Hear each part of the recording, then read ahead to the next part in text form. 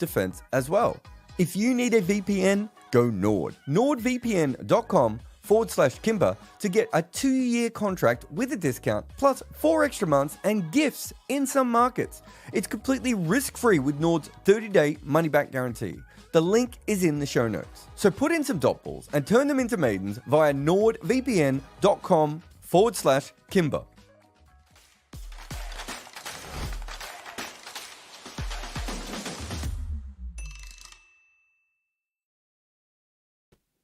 Hello and welcome, ladies and gentlemen, to episode 13 of the Overthrows podcast. I'm Behram Kazi, who you can find at Def Mango, and with me, as always, is Jared Kimber, who you can find literally everywhere. And apologies for coming 48 minutes late, guys. Both of us were really busy, particularly me. Today was a manic Monday, and my nephew's birthday was also today, so I had to kind of find time for that as well. But yeah, we're here and we're ready to talk about a lot of things. Should we give a present? Yeah. Which one's this? Is this That's Mothra. Mothra, right? She's had her jabs today, so she's probably going to be here the whole time sleeping on me. So if I look weird at any time, and there's some Crick Pick podcast coming up where I have 2 kittens attacking me during it. But if I look weird, it's because she's doing something stupid. It's not because of I'm farting or Behram has said something odd. She is literally a dragon kitten, and if depending on how many cuts Ishit makes on that Crick Picks, Jared got like scratched and bitten quite a bit. It was rough. Blood on the floor, and during that one, not just in the comment section like normally. Yeah. Also, speaking of the comment section, we have Oren Smith. No one knows which is Varun. Hello, Varun. Maybe you're still around. Maybe you're not. San Kurana, Akshu Dhavala, and then we also have Tushara Lakshan and. Who else do we got? Udam Haritha and Swami Nathan's here. Swami Nathan Ramesh Sashi and Ako, as always, is here along with Cyber Junkie and Jessica Bell, who will catch this episode on the replay. Unfortunately, she probably had to leave for her lunch break. But let's. Before we start, actually, for all of our written content, all of our videos and all of our podcasts, you guys can go to goodareas.co, bookmark that website. That is your one-stop shop for everything that we do. And let's come and, initiate our IPL Round Up. Good catching week in the IPL, Jared, barring perhaps the Mumbai Indians, who haven't been that good. Catching. And fielding. Did you see the drop in the Mumbai game? And I don't even know who it was on the boundary. Was it Sanju Samson hit a 6? And I have never seen a drop combined so like the fielder got himself in the wrong position. It was a soft catch and they somehow threw it back over their shoulder for 6. It's just like, yeah. Oh no, but in general, I think the fielding was quite good. Although Mohammad Nabi, you're right, for Mumbai again, not particularly good there. It's been an interesting week of IPL cricket. I think that's probably pretty fair to say. Yeah, that's Nihal Wadera, who you're talking about, that shoulder thing on the boundary. Was that him? Yeah, that was him. But yeah, I think apart from Mumbai, I was pretty satisfied with everyone. And a lot of people have been calling me out for calling out the catches. So here, have your pie, have your pizza. Everyone's saying that calling out the fielding. I still think we're missing a lot of runouts. I don't think there seems to be some issues from that. So the fielding's not perfect. But the was it Rajasthan? Was it the game yesterday? There was one of the games I was watching and I was like, finally the fielding's caught up to the level that it should have. I think it might have been Rajasthan. I can't remember now. But yeah, so, look, these things come in waves. And sometimes we just get focused on them, which is the right thing. That's what this podcast does. But they quite often go away, right? And you might get a whole bad fielding year and it'll just be random luck. Yeah, and I mean, it has turned around, and I think most teams have been quite good this week, actually, and there have been lots of catches, so that's good stuff. Anyway, let's start off with Mumbai. They beat Punjab in a nervy game at Mullapur, and then they lost to Rajasthan comprehensively. Hardik Pandya continues to have a stinker. He's having a horrendous IPL, and they only won that Punjab game because of Bumrah and Kodzia's new ball spell in the power play. And then their final overs. Bumrah ended with 3 for 21. Kodzia ended with 3 for 32 in that game, which is 6 for 53 combined in 8 overs. And that was where Mumbai basically killed off Punjab, I believe. And one thing is for certain, Jared, that they do not look like championship contenders or even a championship outfit. I know you sometimes have a look at the odds, but you're not betting at the moment. But so today, turned on my phone and to have a look. You know, part of my preview now is to look through all the odds. And Rajasthan were 220, and Mumbai were 175 or 180 or whatever they were. And I'm sitting there going, in what world is Rajasthan at home not a favourite against Mumbai? And so it tells you that Mumbai belief, or Rob Barron on Cricket 8 calls it the Mumbai tax, right? And you see this with India sometimes. Sometimes you'll get India's odds and you're just like, what? That hasn't even been a ball bowled yet. I mean, you know, during that last test series, I made a lot of money betting on the fact that India was always too short and there was always going to be a time where England played decent enough cricket that I came back. And you look at Mumbai and you think to yourself, how have they got themselves into a position where people think they are a legitimate chance? They have a lot of dangerous players. But you watch that last game against Rajasthan, and don't get me wrong, Rajasthan's a good team and everything else. But if they didn't score 240, I'm not sure how they were going to defend it, right? Like, you know, and Bumrah had, I wouldn't say an off game, because I don't think that's fair, but he had a more ordinary game after being great in every single game. And you're watching. He's a loud one. Yeah, exactly. He's definitely a loud one. Yeah. Might be his best season ever, right? So, you know, he's been incredible. But you're watching them and you're like, how are they supposed to win games? And it doesn't really make sense, and it doesn't really flow. And you know, they just don't look like a very good side to me. But people seem to believe. So I don't know if I'm just missing something. They have so many six hitters, and you know, that's a huge part of it. But on the other side of the ball, there's so many people that you can hit for six. So it does go both ways. I mean, even if you look at that Punjab game, right? Bumrah and Coetzee destroyed them in the power play. It seemed like this game will be done and dusted in like 10 minutes. We in our chat on Good Areas were saying like, just finish it now, give them 4 overs each and kill it, right? But somehow they let Punjab back into that game. And if it wasn't for that 3-run Bumrah over, after which Coetzee got Ashutosh Sharma, they had probably cocked it up, right? And we've seen some batting performances in isolation. Sky got 78 or 53 versus Punjab, but that wasn't his fastest innings by any stretch, if we're being real. And Tilak Verma's 65 or 45 today, I thought was quite good. I wouldn't go to the strike rate on that one because he came out to bat in a very, very tricky situation where Mumbai were collapsing. And Nehal Vadera's 24 ball 49 in the same game today, I think I enjoyed very much. But it just hasn't come together for them as a unit. And that batting order should be delivering a lot more than it actually is. The most amazing thing is I feel really bad when someone's in bad form and things aren't working particularly well for them. And I know we talked about Hardik Pandya last week. And I think some people got confused when I was talking about the smiling thing and everything. And I was like, well, basically what I'm saying is that's the sort of stuff that we pick on when someone's not winning. Do you remember the Sarfaraz yawn? Yeah. You know what I mean? Like, how many times did a cricketer yawned on a field before and no one had ever noticed? We start to pick it up when someone's struggling. But I would say almost every single game, he's got his batting entry point wrong for himself and for Tim David. And you know, part of that today was, again, Tim David having to face leg spin, which is an issue, right? Like, and, you know, we've seen this for players like Darren Sammy before, but it's like they're not maximizing the one thing that's working, which is the fact that they have, 8, 9 guys who can hit sixes. They're not maximizing that. They've got the wrong guys out of form. They're not getting 2 and 3 guys batting well at the same time. And no consistent people are bowling in the power play, by the way. Like, it's always just mix and match. Yeah, I don't think they have a real strong view on who should be doing it. And you go back to that Punjab game you were talking about. As you said, they had basically won that game. I think if you look at my betting, my trading history on Mumbai games, I've been wrong with them every single time because every time it looks like they're going to win, they find a way to just suddenly bring the other side back into the game so drastically.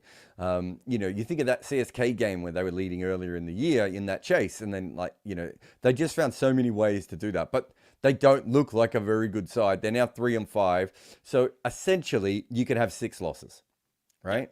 There is a way of getting into the finals if you have 7 losses, but essentially you can have 6.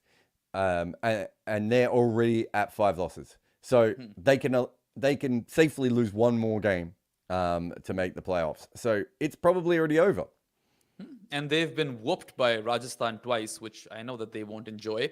Also, I know we have 2 super chats already. Just to remind everyone that we'll be taking these super chats at the end of the show. So that's another reason why you should stay tuned. Remain with us on this podcast. coming to Rajasthan, and there's just so much to unpack here, right? Because both their games this week, they won, but they beat KKR in what was pretty much the game of the season. And according to me, that was probably one of the best games of the IPL ever, right? That's how good it was. And it was a freakish game. And today they defeated Mumbai fairly easily. Now I'm going to break these down. We can't possibly talk about both of those games in the same breath.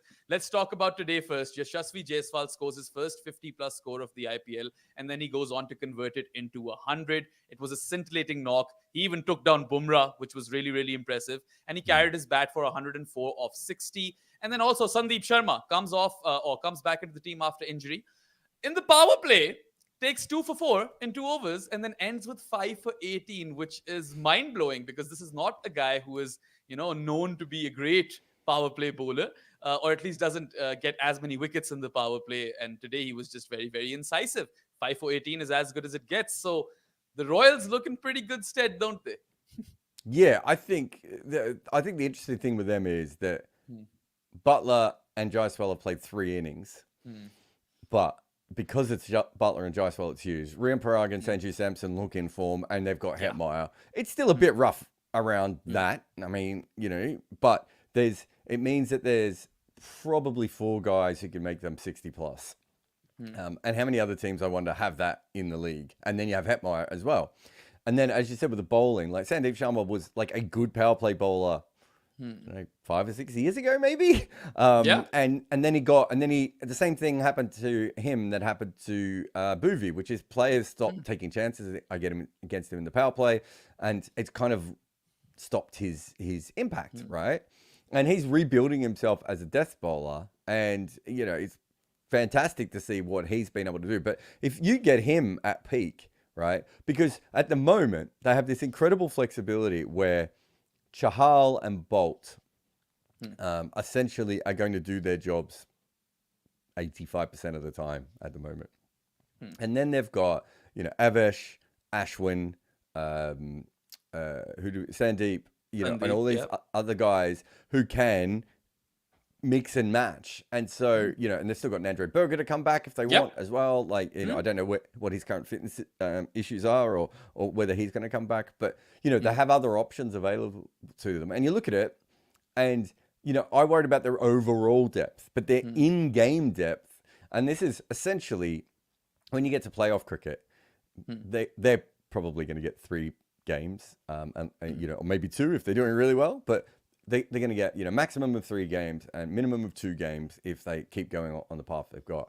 The issue that they have compared to, let's say, KKR's in second place. Nothing wrong with KKR, but KKR don't have like multiple options. KKR have a few players that need to perform really, really well.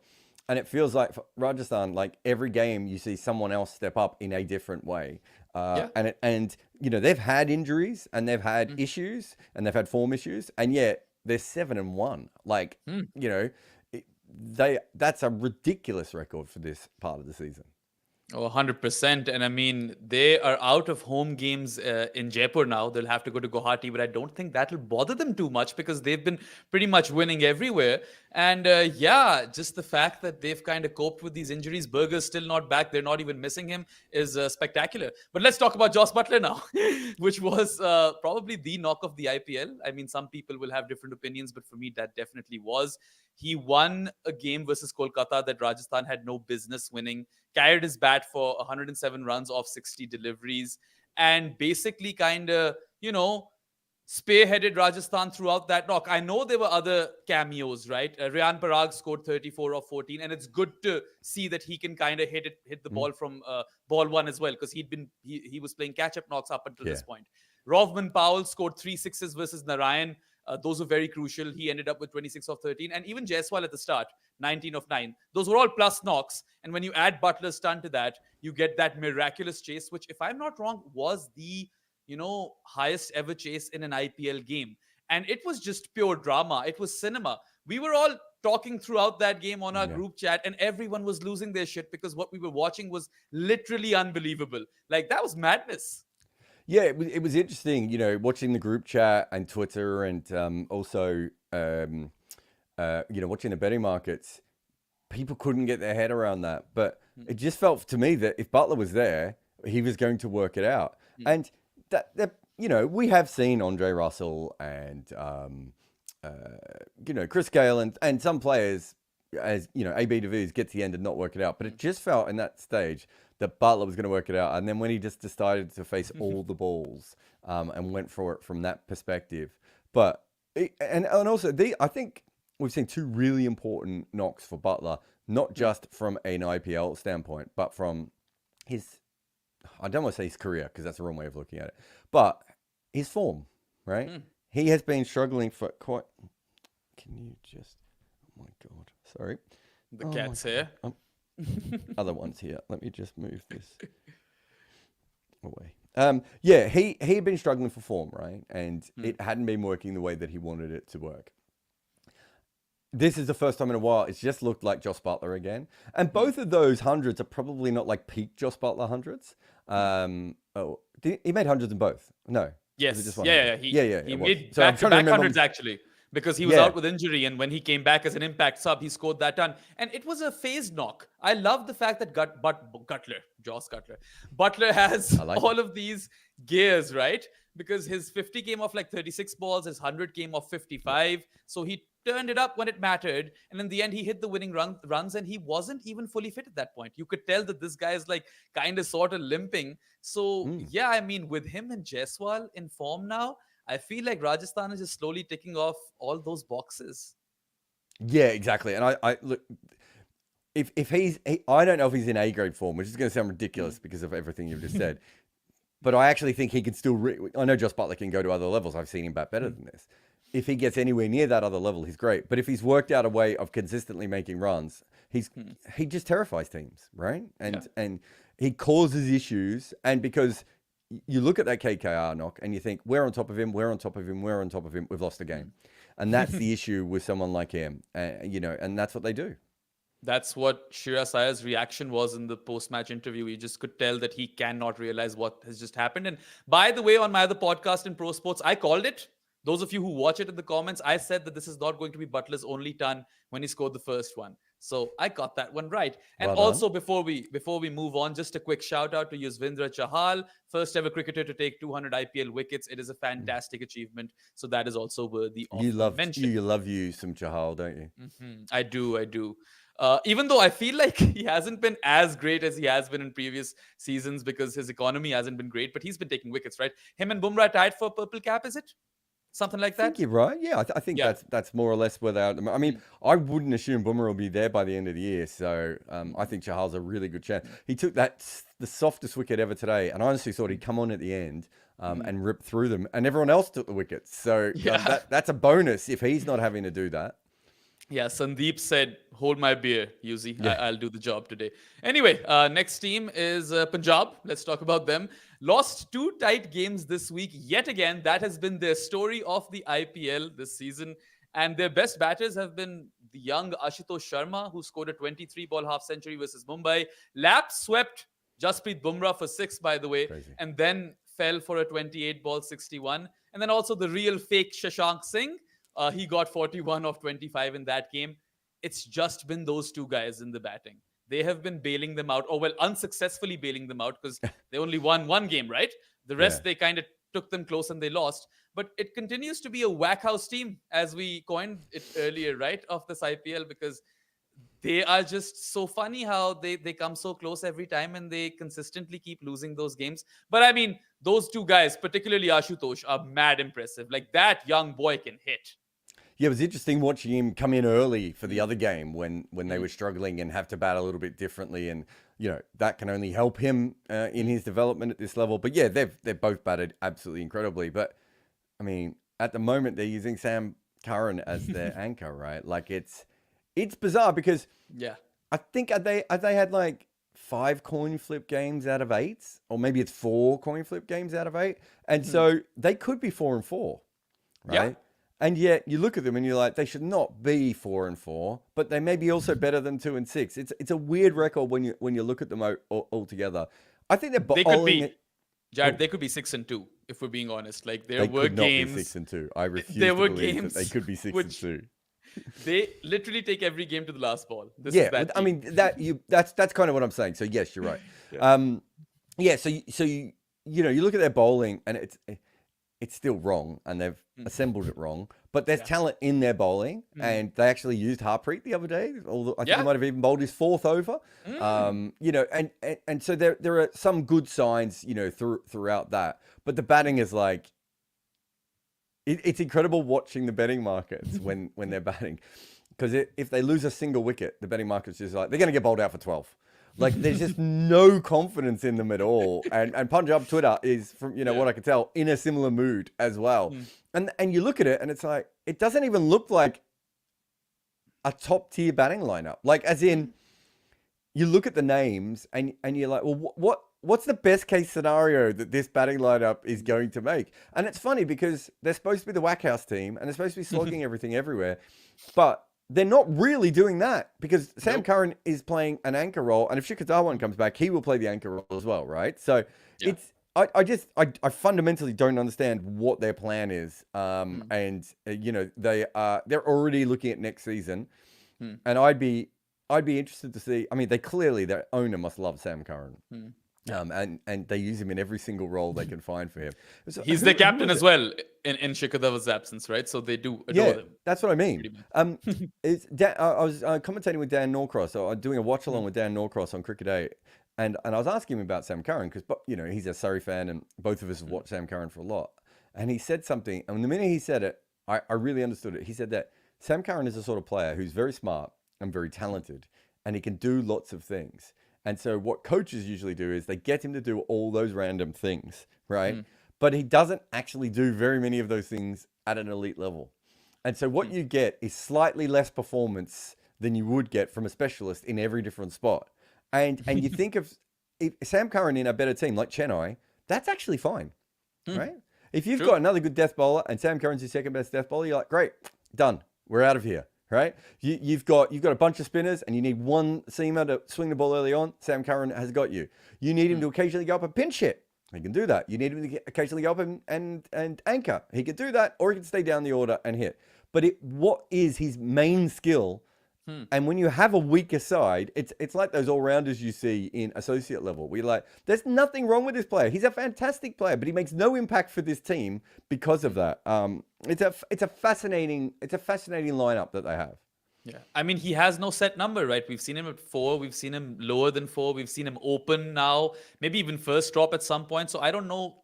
They actually know themselves what they want to do with Sam Curran, but they really like him, as you said. And I mean, none of those guys up top are coming up good. I mean, Livingston hasn't come off with the bat as they'd like him to, but he took 2 for 19 in 4 overs versus Gujarat, getting the wickets of Shubman Gill and David Miller, which is insane if you think about it. And also to all the Punjab fans, I, Behram Qazi, would like to sign the Harshal Patel apology form.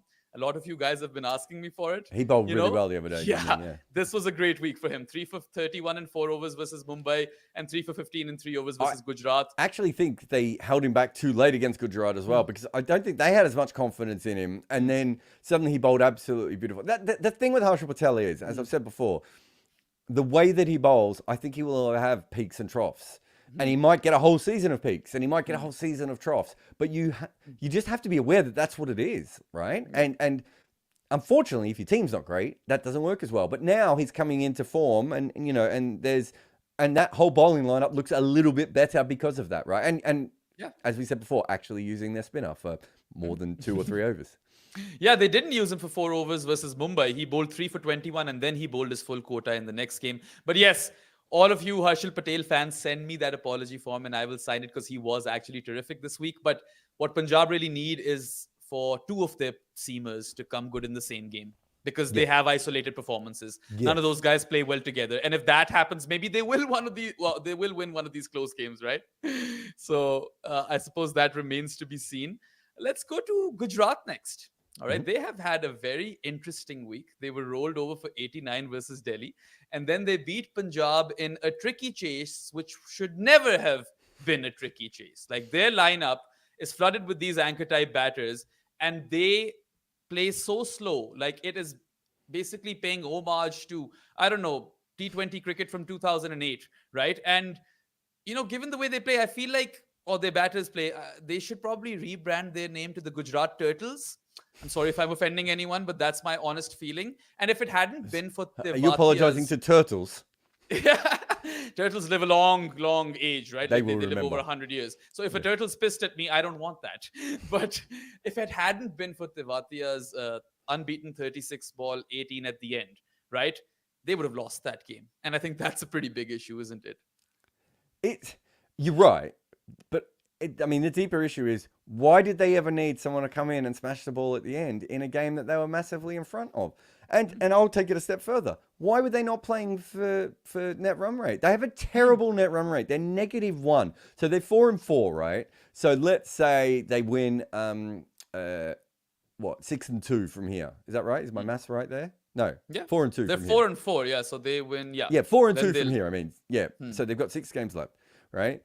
They're going to have to win those 4 games by a massive amount if there's a bunch of other teams on 8-6, right? And the chances of them going, 9-5, pretty slim, right? Like they'd have to go on a great run.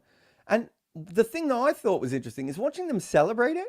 Like they were really excited to get that win. And, I can't remember who I was on with that day, but we were talking about it on Cricket 8 of like, do they not realize that they have put themselves in a situation where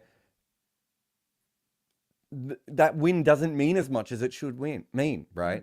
And they were so far ahead of that game all the way through. They didn't lose any wickets, was it 1 wicket or whatever it was, but they sent in Sudarshan, and then you see them celebrate and you're like, to me, I thought that's a team who doesn't think they're very good and is really excited that they got over the line in a game that they probably should have won in the 16th over. Right. Yeah. And their batting lineup in that game made absolutely no sense. Why do you want to send out Sai Sudarshan in that particular game when there wasn't even that much spin to play? And that's like literally his thing anyway. You keep him at the end in case the game gets tight and you need a batter as insurance. You keep him at Tawatia at the end. You throw up, Shashank and Rashid Khan. And you mean Shah Rukh, right? I do mean Shah Rukh. Sorry, yeah. Yeah. Shah Rukh Khan. Rashid, and who's the other one I would have thrown up? David Miller? Omazai. So I would have put Omazai in ahead of David Miller. David Miller went out and he's knocking the ball around, and you're like, no, that's not what you need. Yeah. What you need is someone to go in now and get 20 off 12, get yourselves ahead of they would never have been in a position to lose that game if they just played it sensibly. And I don't know. They're a baffling team. Also, that same game, they went with Mohit in the power play. And it's like, you've just spent a year and a half getting this guy to be a specialist at the desk. Why is he bowling 2 in the power play? It's I don't really understand them at the moment. And they're not bad, which is the other thing that's weird about them. Yeah, I mean, they are 4 in 8, right? So they're not bad, but they are a bit confusing to analyze because that batting order just doesn't look like it's going to win them a lot of games because you've got David Miller and Shubman Gill who are really, really S-tier talents over there and performers, but they haven't come good. They both got Livingston, so that's a very bad look. But I'll tell you one thing. Gujarat did something that I've been craving for. They played all 3 spinners in the same game, right? And they returned 7 for 68 in 12 overs. Rashid Khan took 1 for 15. Noor Ahmed took 2 for 20. And Sai Kishore took 4 for 33 in his comeback game into the team after playing the first few games of the season. So for those of you who have been following Uncovered and my other podcast in Pro Sports, this is basically what I've been telling Gujarat, if anyone's hearing in Gujarat, the Turtles, that please play these 3 guys together. It worked in Mullampur. If you produce Turners at home as well at the Narendra Modi Stadium, maybe that could be a winning formula. And even though they kind of cocked it up in the end with the batting, those 3 spinners or their combined effort of 7 for 68 in 12 overs, that is what won them that game in essence. And that is a trio that could win them more games because they're just that good. No, exactly. I don't understand not using Sai Kishore earlier in that game.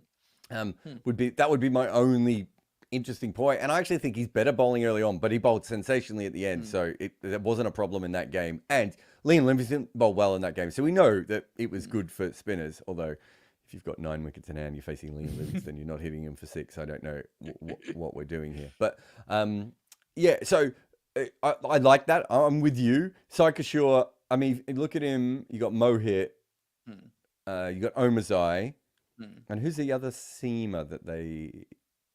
Oh, is it Matt Henry? No. They did not play. No, not Lucknow. We have, or is it Gujarat? Yes, I can't yeah. remember. Sorry, I've got luck now. Confused. Yeah. No, so and I think so. Was it was it? Gujarat's other team, but Omarzai. Yeah, so Umesh Yadav. Yeah. Umesh Yadav, that's the one. I knew I was missing a seamer. I knew they had one. I couldn't And remember. Spencer Johnson. Spencer Johnson's also Spencer around. Johnson was the other. So those are the two I was thinking of. So I still think they probably, they probably might. Omarzai's probably not good enough to bowl them 5. Just the 2 power play overs for him. 5. Why did I say 5? I meant 4. Yeah. But if you can use him early on, but I worry about the second seamer at the death situation. But the way they get around that is that Sai bowls more in the middle, and Rashid bowls more at the end, and you can pair up Rashid and Mohit towards the end, and there's ways around it. But it's a bit fragile, I suppose is the best way of putting it. Yeah, I mean, Omarzai and Umesh maybe in the power play, and then all of those guys through the middle and towards the death. That's probably their best bet. I think if you get Omarzai, Umesh, and Sai in the power play, probably Rashid only needs to bowl 1 there at most. And then you're in a much better situation all the way through. Because I do think their strength really does start when Noor Ahmed, Rashid Khan, and Mohit Sharma are bowling in tandem together. Because that just really chokes you. And if you look at, that's kind of what brought them back in this game. So I came on and bowled very well as well. But that should be their main strength.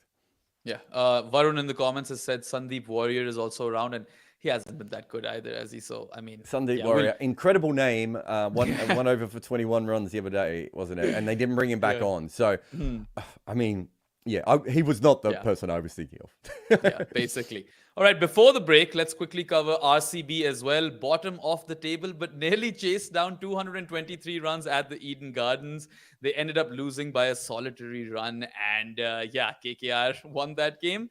And this means that, things aren't getting any better for RCB. Virat Kohli got a brisk start, pulled 1 ball into oblivion, and then had this wristy sort of shot over long on for 6, and then got out on a delivery which he thought was a no ball and got super pissed about it. That happened. Will Jacks slammed a 29 ball 50, ended with 55 of 32, and he hit some of the biggest sixes we've seen all IPL.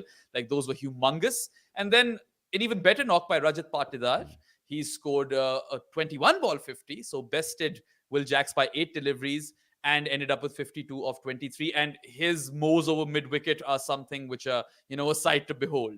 And despite Karan Sharma hitting those 3 sixes versus Mitchell Starc in that final over, somehow RCB managed to lose that game with that run out towards the, end, the final delivery.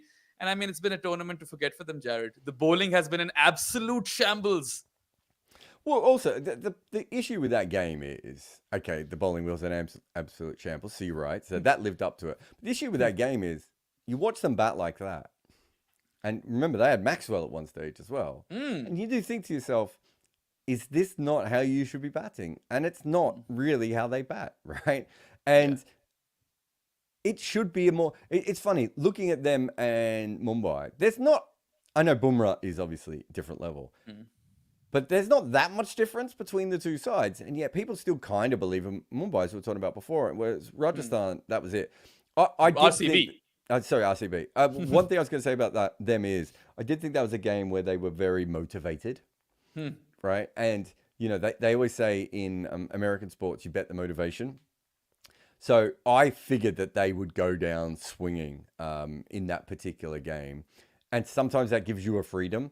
So maybe that makes them look a little bit better than what they are. But good on them for finally playing a game of that quality.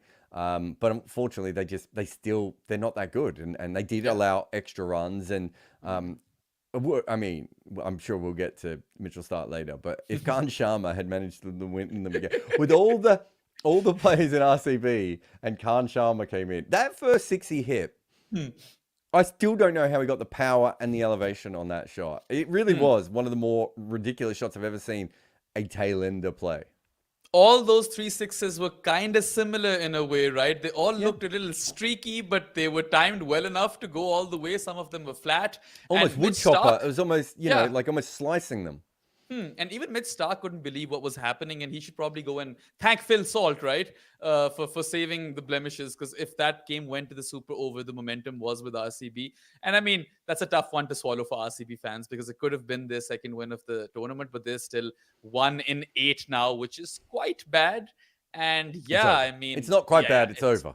It's done. it's definitely over. The only good thing was the jersey with the green and the blue looked better than the red and the blue. The red and the blue looks absolutely I didn't terrible. like the greening at all. I You know didn't, we have yeah. a Crick Picks episode coming up, but yeah, I didn't like that at all. I thought that was. I mean, I haven't liked their jerseys at all this year.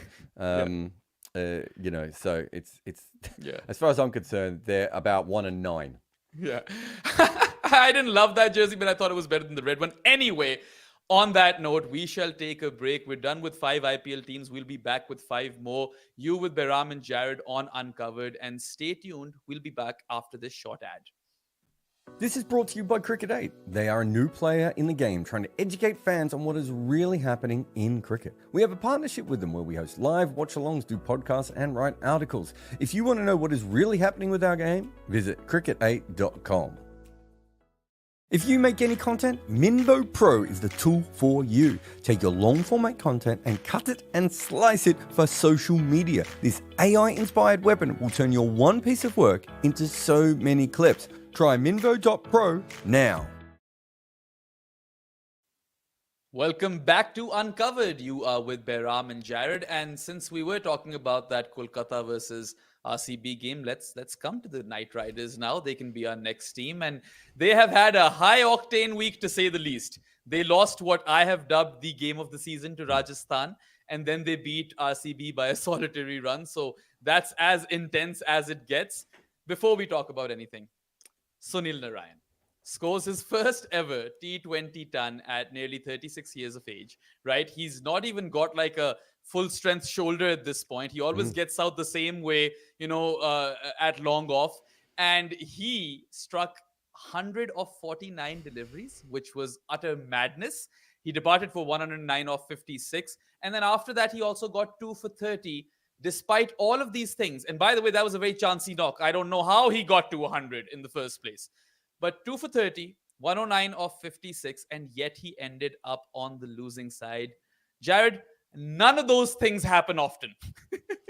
It was remarkable. I think at one stage, I don't know how many he was on, 60 or 70, but they put up a thing on the screen saying he'd middled 50% of the balls he'd faced, which is, I can't think of too many times I've ever seen anyone make runs like that.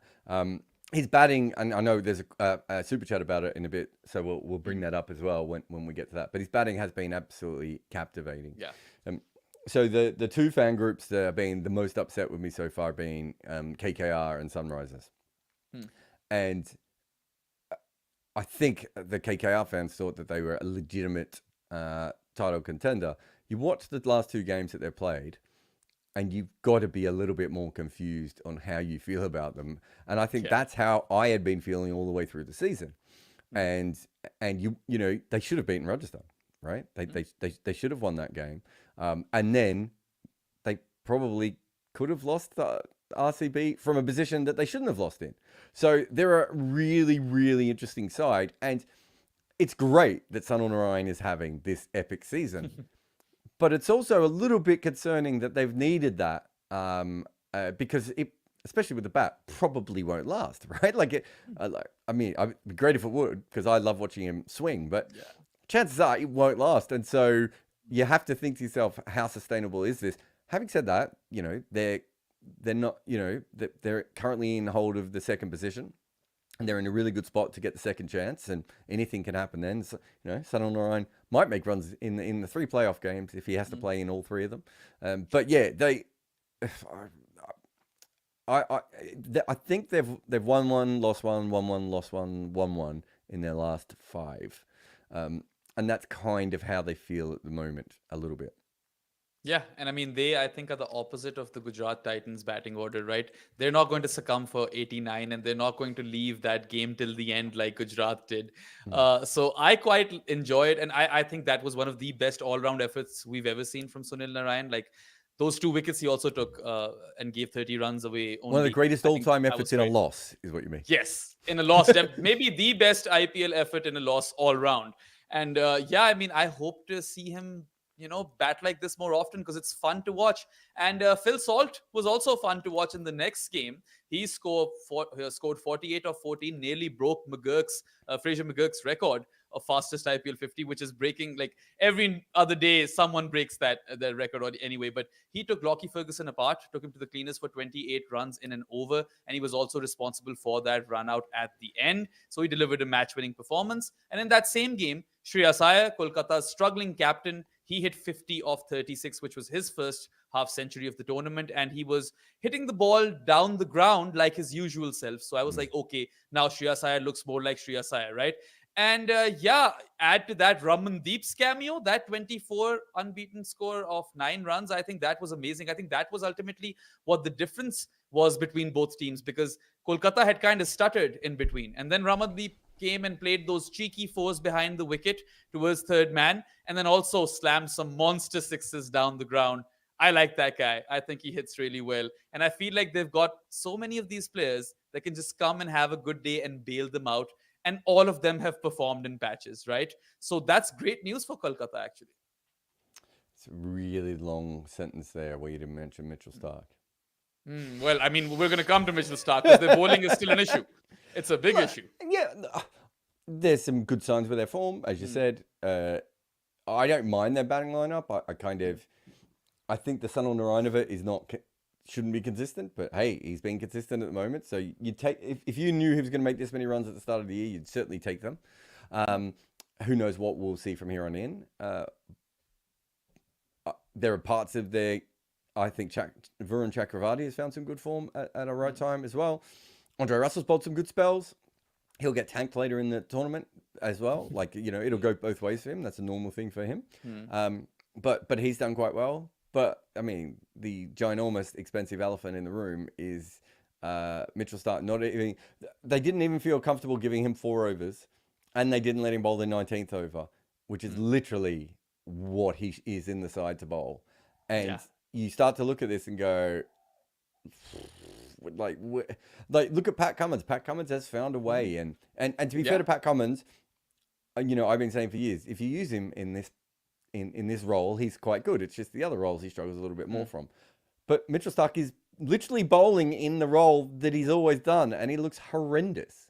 Yeah, I mean, he nearly cost them the game at the end over there. Imagine losing that game to Karan Sharma, right? Like that is, and you paid 24 or 25 crores, however many it was, for that. So it's a big issue, and you could make a solid case right now that as is, Andre Russell is having a far better season with the ball than him. Like he took that 3 for 25 in 3 overs, and his slower ones got some really crucial wickets because RCB, like Patidar and Will Jacks, had really set them up well.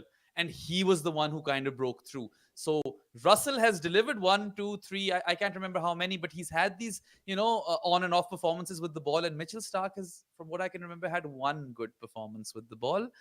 So yeah, it's a big worry. I'm not sure if he'll even retain his spot in the team. I mean, it should come under question, right? After that last game, they were bowling him like someone who they didn't believe in anymore. So, and it gets really awkward with the money. Cricket's not quite at the level of some other sports, but I can tell you this for a fact. Like, if you were to go to another bowler now and say, we need you to bowl at the death, and they're getting paid a fraction of Mitchell Starc's wage, they're going to be like, sorry, what? The guy's getting paid all this money, can't do it, and you're not paying me all that much money, and now I'm going to get ruined, and I'm not even a specialist here. It could cause issues within the team. Yeah, definitely. I mean, and I mean, even for the T20 World Cup, Australia will be double-minded. That is Starc an automatic pick at this point because he's going for 10,000 runs, and it's one failure after another. So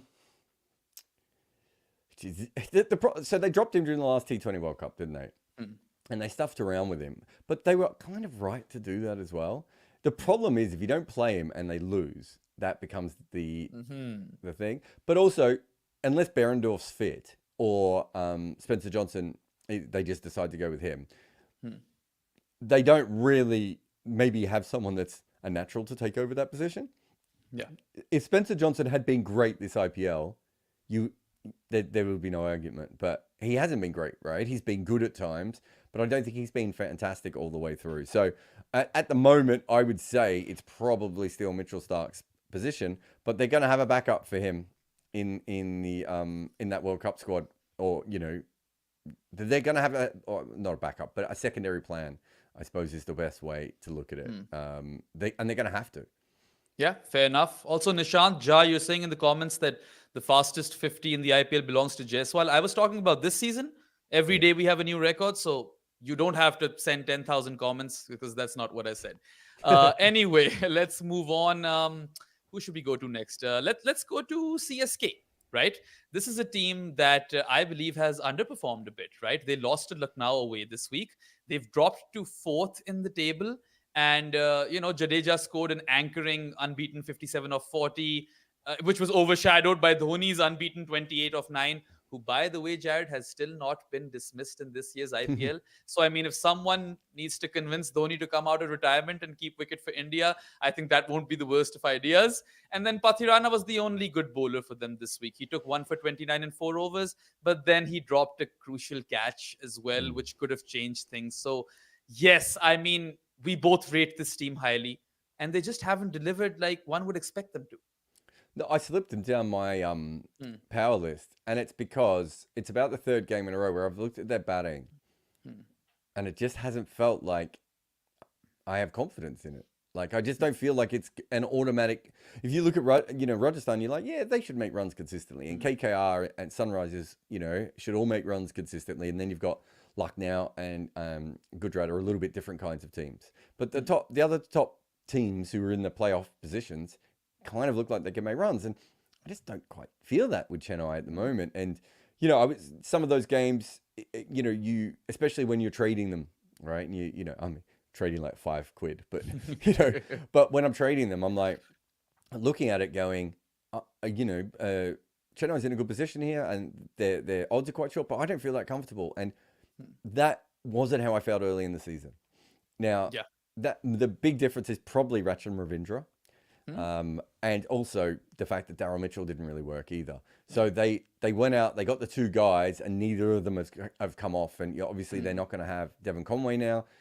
They just look like they're in a bit of a, they just look like they're one overseas batter short of what they need to be. But it's because of the way they line up, it's a very important position.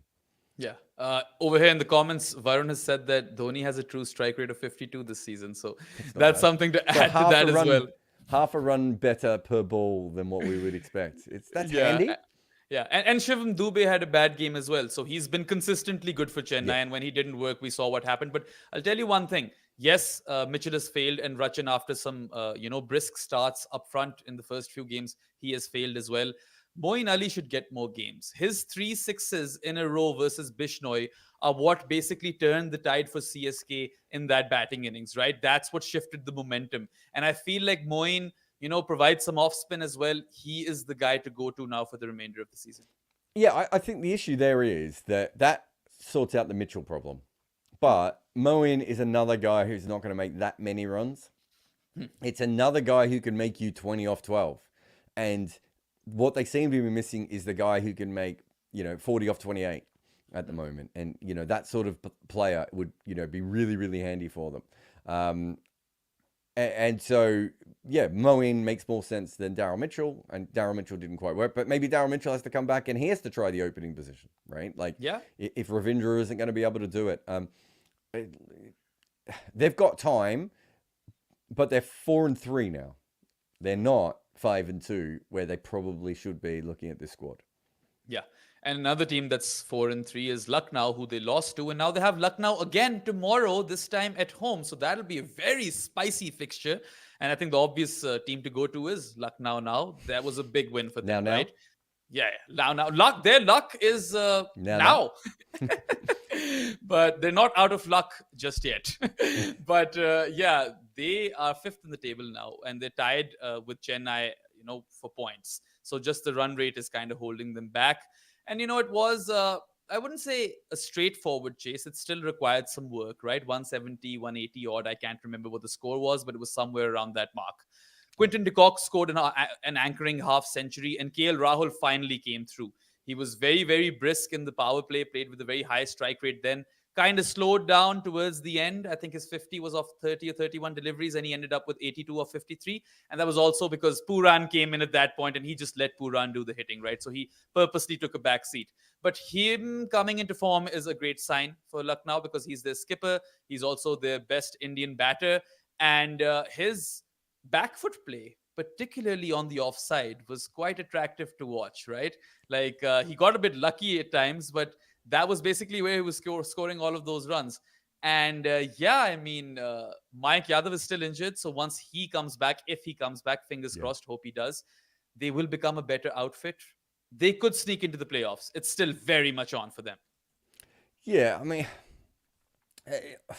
if you've got the two openers making runs, and then on top of that you have the Pooran, there's a lot of kind of different options there with the bat. I really like that sort of middle period when it comes to their spinners. It hasn't quite worked because Bishnoi hasn't been perfect, but they're getting it done. But it doesn't look to me like the most steady. Well, actually, steady maybe is the word. It doesn't look to me like the most incisive team. It looks to me that they're going to be one side. They're going to be hugging 500 all year, maybe just above it, maybe just below it, but hugging that kind of mark all year. And that means that they probably have to go on a run at a certain point, right? To be able to do it. And you look at this team and you're like, well, how would they go on a run? Is that KL Rahul making multiple big scores? Because who's going to get on a run for them bowler wise? Well, I mean, it has to be either Bishnoi or Mike Yadav comes back, or so Mike Yadav, maybe Mohsin, because he's been impressive with the new ball. Yeah. So Mike Yadav, I think we have to say, even if he comes back, we don't know if he's going to be able to do what he did before, just because he's going to be coming back from injury. We obviously hope he comes back and is spectacular. But we just don't know if that is going to be that impressive for them. Ravi Bishnoi, I don't think he's ever. I could be wrong with this. I don't know if he's ever taken multiple 3-wicket hauls in a season, or has he never taken 3-wicket hauls? He's recently taken a 3-wicket haul, no? Or am I wrong? No, maybe I'm getting. There's a weird stat that we found the other day because I don't think he's ever been man of the match in an IPL game. And he's got the hair for it now, Jared, and that hair will get him a man of the match. Trust me. Well, and the reason he doesn't get man of the match, I think I'm right. Let me have a look here. So his bowling, he's never taken a 4-wicket haul, so I was close enough. And he doesn't even take that many 3-wicket hauls overall. And I think they obviously need something there. The other big thing with them as a team is they're about to play CSK and Rajasthan. So they are 4-3 at the moment. If they could split those, I still think they're in a really, really good position. And they're certainly within touching distance. But if they lose both of those, because those are really good teams, then they're in a really interesting situation, I think, at that stage. Well, winning versus CSK tomorrow would put them, in a really good position, I suppose. But just on their bowling versus CSK, Krunal Pandya, who had gone for, 10 million runs in the last week's games, basically. Everyone was slamming him left, right, and center. He took 2 for 16 in 3 overs. And then Stoinis, weirdly enough, took 1 for 7 in 2 overs. If you take those 5 overs out, which cost 23 runs and 3 wickets fell, Lucknow conceded 153 runs for 3 in the remainder of the 15 overs. And I mean, after that Stoinis performance, I don't even think JL will drop him, because I've been after JL to bring in either Turner or Mayers ahead of Stoinis. But I think Stoinis, just by that 2-over spell, has probably done enough for JL to be like, nah, man, I've got to keep the try in. The thing with Stoinis is that he actually should be more handy this year than he has been in other years, because he can bowl bouncers. He's not a good bowler, but he is actually a good bouncer bowler. Like, it's the one delivery that he can bowl. He doesn't swing it, and he's not that accurate, and he's not that fast, but he's strong, and his bouncer is tricky compared to most medium pacers. So I can see why they're trying to keep him around, and make Stoinis work. But yeah, you just look at them all together, and you do think to yourself a little bit like, what's going to help them, as I said before, go on that run that they're going to need to go on to confirm the playoff. Put it this way. If it's not Mike Yadav, and there's a very big chance he plays in the next 2 games, right? But if it's not Mayank Yadav, what else would you look at this team and say to yourself that they are about to just, be able to beat two potential playoff teams back to back, right? So maybe it's Rahul and Puran, but outside of that, those three and Krunal Pandya, who has made runs when he's been able to face this year, which other batter do we trust? Probably none at this stage, right? Yeah, because Quinny is anchoring. He's made that quite clear. He's fine. KL has picked up some speed, and Puran has been amazing right throughout. Yep. Maybe so Badoni, that's the batting. but I don't know about Badoni. He seems like the batter who comes after everyone has failed. Badoni, Stoinis, Huda, Padikal. There's a lot of questions. Would be my point. And then you go to the bowling, right? So obviously Mayank Yadav, Rashid Khan, he's taking wickets. He's taken 6 wickets, but he's going at 9 runs and over, right? Because after the power play, he's quite poor. So in the power play, I love Mohsin, but once he's out of the power play, he goes for plenty. Naveen, they've already got rid of, right? Yes. They've brought Matt Henry in, but that that helps them at one end, but not at the other. You look at this, and everywhere you go in this list, there is a question mark. Now, they have a positive record. And as I said, if they manage to, split those next 2 games, I think Mumbai's the game that they had after. And by that stage, Mumbai might be out on the verge of being out of the tournament. They could put themselves in a really good position, and they might even be what are they? They're 4-3 at the moment. They could be 6-4, right? But they could also be 5-6? Did I get my maths right then? No, that's wrong. 4, 5, and 6. No, you didn't. No, I didn't. 5 and 5. 5 and 5. 5 and right? 5. And that's kind of what I meant before when I said they're a 50% team. So it's really, really interesting to see what happens in these next 3 games. But there are some good bits and some good players, but I don't know if it works as a fully functioning team all the way through. Yeah, I think that's quite sound as far as analyzing them goes. And I'm really interested to see if they make it to the playoffs or not, because they have made it to the playoffs in both the seasons that they've competed in prior. Anyway, let's come to a team which doesn't have a positive record. Let's talk about Delhi. They had polar opposite games this week. They bowled Gujarat out for 89 and then conceded the most runs ever in a power play in T20 history. Franchise international, wherever you go, 125 runs in the power play was ridiculous, right? More runs in the power play than they conceded versus Gujarat all game. And their paces, Khalil, 1 for 18 in 4 overs versus Gujarat. First over versus Hyderabad, goes for 19. You look at Mukesh, 3 for 14 in 2.5 overs versus Gujarat. Versus Hyderabad, 22 runs in the first over. Ishant Sharma, who was quite good versus Gujarat, 2 for 8 in his 2 overs, didn't get a game. Nokia came in and had a better game by his standards, only 31 runs in 3 overs. So I think Nokia kind of did well. According to the based on how he's been all season, you definitely take that. But, it's just been so interesting to watch how Delhi either turn up or completely fall flat. Like they are either a team that you feel can compete or they're the worst team in the competition. And it's been an absolute roller coaster for Rishabh Pant's boys. But I do not see things getting better for them. No, because they've conceded 250 plus scores thrice now, Jared, if I'm not wrong? Something like that, right? Yeah, they're just... It's funny because obviously Mitch Marsh went and that was wrong. But if you go back to the start of the year, they kind of stuffed it up when they didn't really back Prithvi Shaw. Now they've got this weird sort of situation where they've got Prithvi Shaw and Warner opening the batting with JFM batting at first drop, and he should probably be opening based on the way he's currently playing. Yeah. They've got 2 young batters in JFM and Tristan Stubbs, who are overseas players but also project players all at the same time. So there's and that's the batting. And you just went through the bowling. The bowling's chaotic, right? It's all over the shop. And what was the game? Was it the Gujarat game when they had to pull back? I spoke about the seamers, right? Because they had polar opposite games. If you look at the spinners, Akshar Patel has had 2 really good games, right? No, but what was the game? What was the game when Kuldeep had to come on early because they're getting smacked everywhere? Was that? I can't even remember now. It was the same one. It was the Hyderabad game, I'm quite sure. Oh, yeah, of course. Yeah. Yeah. And so Kuldeep is doing an incredible job. You put Kuldeep in a decent side. You put Kuldeep in Delhi or Punjab. He's in Delhi, Jared. Oh, sorry, I get that wrong. He is in Delhi. He's not working there. Sorry, in Mumbai, Punjab, or LSG, right? Yeah.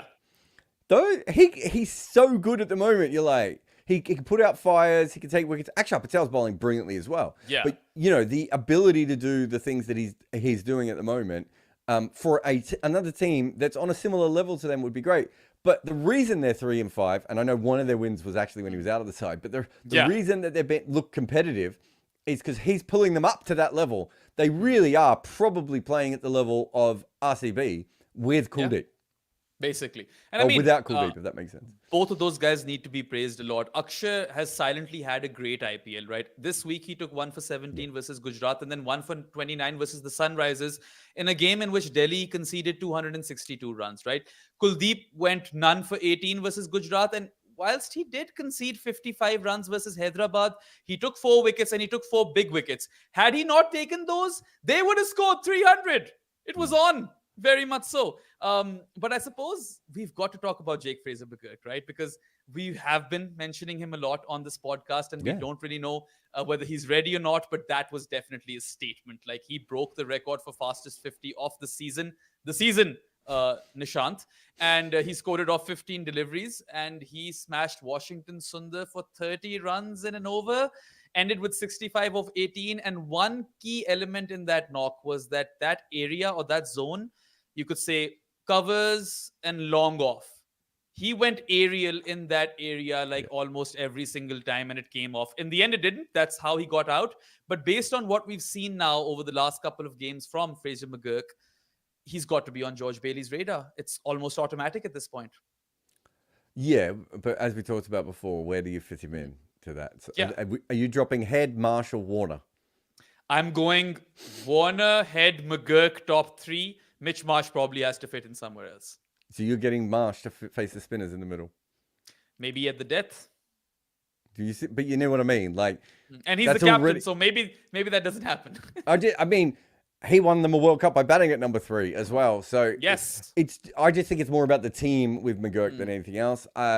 We did a whole foot marks on Heinrich Klaasen and how he hits spinners, and Fraser-McGurk has that same style, and it's really becoming in vogue now, and we're seeing it. It's that sort of flat bat. If you're going to bowl slightly short of a length, I am going to play you like I am playing a tennis forehand, and the only difference is that McGurk goes a little bit more mid-off and cover, and Heinrich probably goes more straight and long on, and Butler hits his in the same spot. But that's the shot we are seeing now, and this is how, let's be honest, the white dudes have learnt how to hit spin, right? Like, the conventional ways have not worked for them. And you even watch Heinrich Klaasen in one of the games, they bowled Fuller to him because they can't bowl that normal length, and he just played a normal shot for 6. But I do think this is, that using your power against the spinner and using their length against them seems to be that way. And Fraser-McGurk is certainly that dude, right? And he's definitely that dude. There's a bit of, here's my issue. We have seen guys like Chris Lynn do this before, and then eventually people work out because they've got a weird swing, it's like a baseballer. If you can find a way to sort of go within that swing or in an area where they don't like to hit it. I mean, in Chris Lynn's case, it kind of ruined his career, right? Like, he went from being one of the biggest stars in the world to, a replacement level player in some leagues. And so that we don't know where Fraser-McGurk will go. He clearly, like Chris Lynn, has a great eye. He clearly is another baseball sort of setup sort of guy. How does it go from there? But he's bloody fun to watch. Yeah, and he definitely has a higher ceiling than I originally imagined, because I wasn't entirely sold. I felt like he was good, when he slogs, but now I've seen him kind of dominate spin, and that's what's made this all interesting for me. Yes. And personally, before we move on from Delhi, just quickly, I really enjoyed Abhishek Purell's innings. I think he is young. He bats so well, square of the wicket on the offside. Some delightful stroke play. His 42 of 22 was really, really enjoyable. And that's a player that all of you guys watching and listening should keep an eye out for. Lots of these young Indian batters, are really, really pleasing to watch. But anyway, time for us to go to the Sunrisers. Save the best for last today, Jared. They basically hammered Delhi and are now 3rd in the IPL table. They've outbatted their way to get to that 3rd position, which is phenomenal because this is not a good bowling attack, right? Sunrisers when you think of them, you don't think of bowling, you think of Pat Cummins or bust. But their batting has just been on a different planet. Like, we know that how Klaasen has kind of changed the game and has been their main guy in previous weeks. But this week, it's all been about that opening pair, right? Travis Head and Abhishek Sharma. And their numbers are just phenomenal. Head scored a 16 ball 50, and Abhishek has scored a 15 ball 60 prior. Head ended with 89 of 32, and Abhishek ended with 46 of 12. And Head is now second on the IPL run charts this year. He's got 324 runs. His average is 54. His strike rate is 216. Abhishek is not far behind. He has 257 runs, average is around 36, 37, and his strike rate is also 216. I was reading one of your pieces and you called them the Intent Twins? And I love that name. I've tried a lot. Southpaw Sloggers is another one I've been throwing out there. I'll keep coming up with them. Yeah, and I love the fact that they're both left-handers as well, because I am a sucker for left-handers. And, you pitch it up to them, it's 6 or 4. You bang it in short, it's 6 or 4. You don't really know how to bowl to these guys because they just go berserk. And Head is even claiming that, they're chasing that 300 score. And mind you, if Klaasen got some runs in this game, 300 was on. 100% it was. I tell you what, Aiden Markram might have stopped them twice from getting 300 at the moment. And it's incredible because he once had the world record for the quickest 50 over 100. Yeah. So they're magnificent and it's great to watch. And if you're going to have no bowlers, you have to score 20% over par, and they're scoring 25 and 30% over par sometimes, right? So if you're going to do it that way. My issue would be that they currently have, I think, 7 or 8 players averaging 29 and above. The chances of that going all the way through the season is where I think this gets interesting, because you only need 2 or 3 guys to lose form. Yeah. And suddenly things change massively, because at the moment it's like, Shabazz comes in and you're like, oh, great. Well, he's just going to hit sixes, right? And Abdul Samad comes in and you're like, great, he's going to do this. And, if they really don't even need to use Aiden Markram. Like, he should be playing as a proper anchor at this stage and sliding down the order. Hey, I think that they should bring in Glenn Phillips for Aiden Markram at this point. Well, the way they're playing, Glenn Phillips makes more sense in this side, right? And the way they're going at the moment, they're using Markram, and they don't need Markram. They don't need an anchor in this lineup. The way, with the form, they will later on. But this reminds me of that year when they won like 4 or 5 games last year or the year before. They won like 4 or 5 games in a row, and it was because their entire bowling lineup was in form at the same time. And Tom Moody then did an article with Cricket Info going, this is how we planned the team. And of course, they all lost form, and then it all fell apart. It's reminding me of that. Now, the difference is that it's, wait, let me just count. Let's see, I think I'm right. 1, 2, 3, 4, 5, 6, 7. Yeah, so 7, right? What is this team like if 4 guys are in mad form? So one of the openers is going to have to start getting out soon, right? Yeah. Just the way they're playing. I just can't believe they're both going to keep going at that level, right? So one of the openers starts going out. You then have one of the middle order and then one of the death hitters lose. Are they still able to score 20 to 25% more? Anyway, that's the question that we have. And we have that question because Natarajan and Cummins have bowled very, very well in their roles. And you look at that rest of that bowling lineup, and Bhuvi has bowled okay at times, I suppose. I don't think he's been bad. Makandi is almost unbowlable already. Shahbaz Ahmed is definitely unbowlable. Shahbaz Ahmed is a batter at this point. That's what he is. Unad Kut, unbowlable. Bhuvi has taken 4 wickets at 71. I don't think he's unbowlable, and he's actually bowled some good stuff. Washington Sundar maybe can never bowl again after what Fraser did to him the other day. Basically. Right? And so, like, God, where do they go? Someone said to me that they drop Makandi and they bring in Umran Malik, and they just tell him as a spinner and he bowls really fast in the middle, right? And maybe that is the way of doing it. But my issue is if they can't keep 7 guys in form with the bat, does the real problems with the ball start to come over? And that's the thing that none of us can answer at the moment. But you'd rather have 7 players in form, right, than not have them. It's always a better plan. I mean, they could at one point try and have Markram roll his arm over because their spinners are pretty much non-existent. Or Glenn Phillips can actually do that job for them, give them some buffer overs, right? There's I this was one thinking that guy who too. comes to our shows who calls Glenn Phillips a genuine all-rounder, and he will agree with me when I say No, that Glenn Phillips can I come was in and thinking the bowl a exact few. same thing because Abhishek Sharma bowled the other day, didn't he? I mean, I think he's bowled in one of the games anyway. I was thinking the same thing with Aiden Markram. I was thinking, is he a worse bowler at the moment than Mark Andy? Right? Like, and Yeah. then you can, then you can play Umran Malik as a specialist Yeah. seamer and just go for it. And you bowl him like Odean Smith. You're like, we're going to give you 2 overs. We're going to give them early on, and if you're bowling really well, we'll give you 1 more later on. And if you're not, thanks for coming, and that's your day. And they might have to think about stuff like that. They've got Travis Head as well, of course. So there's a few. True.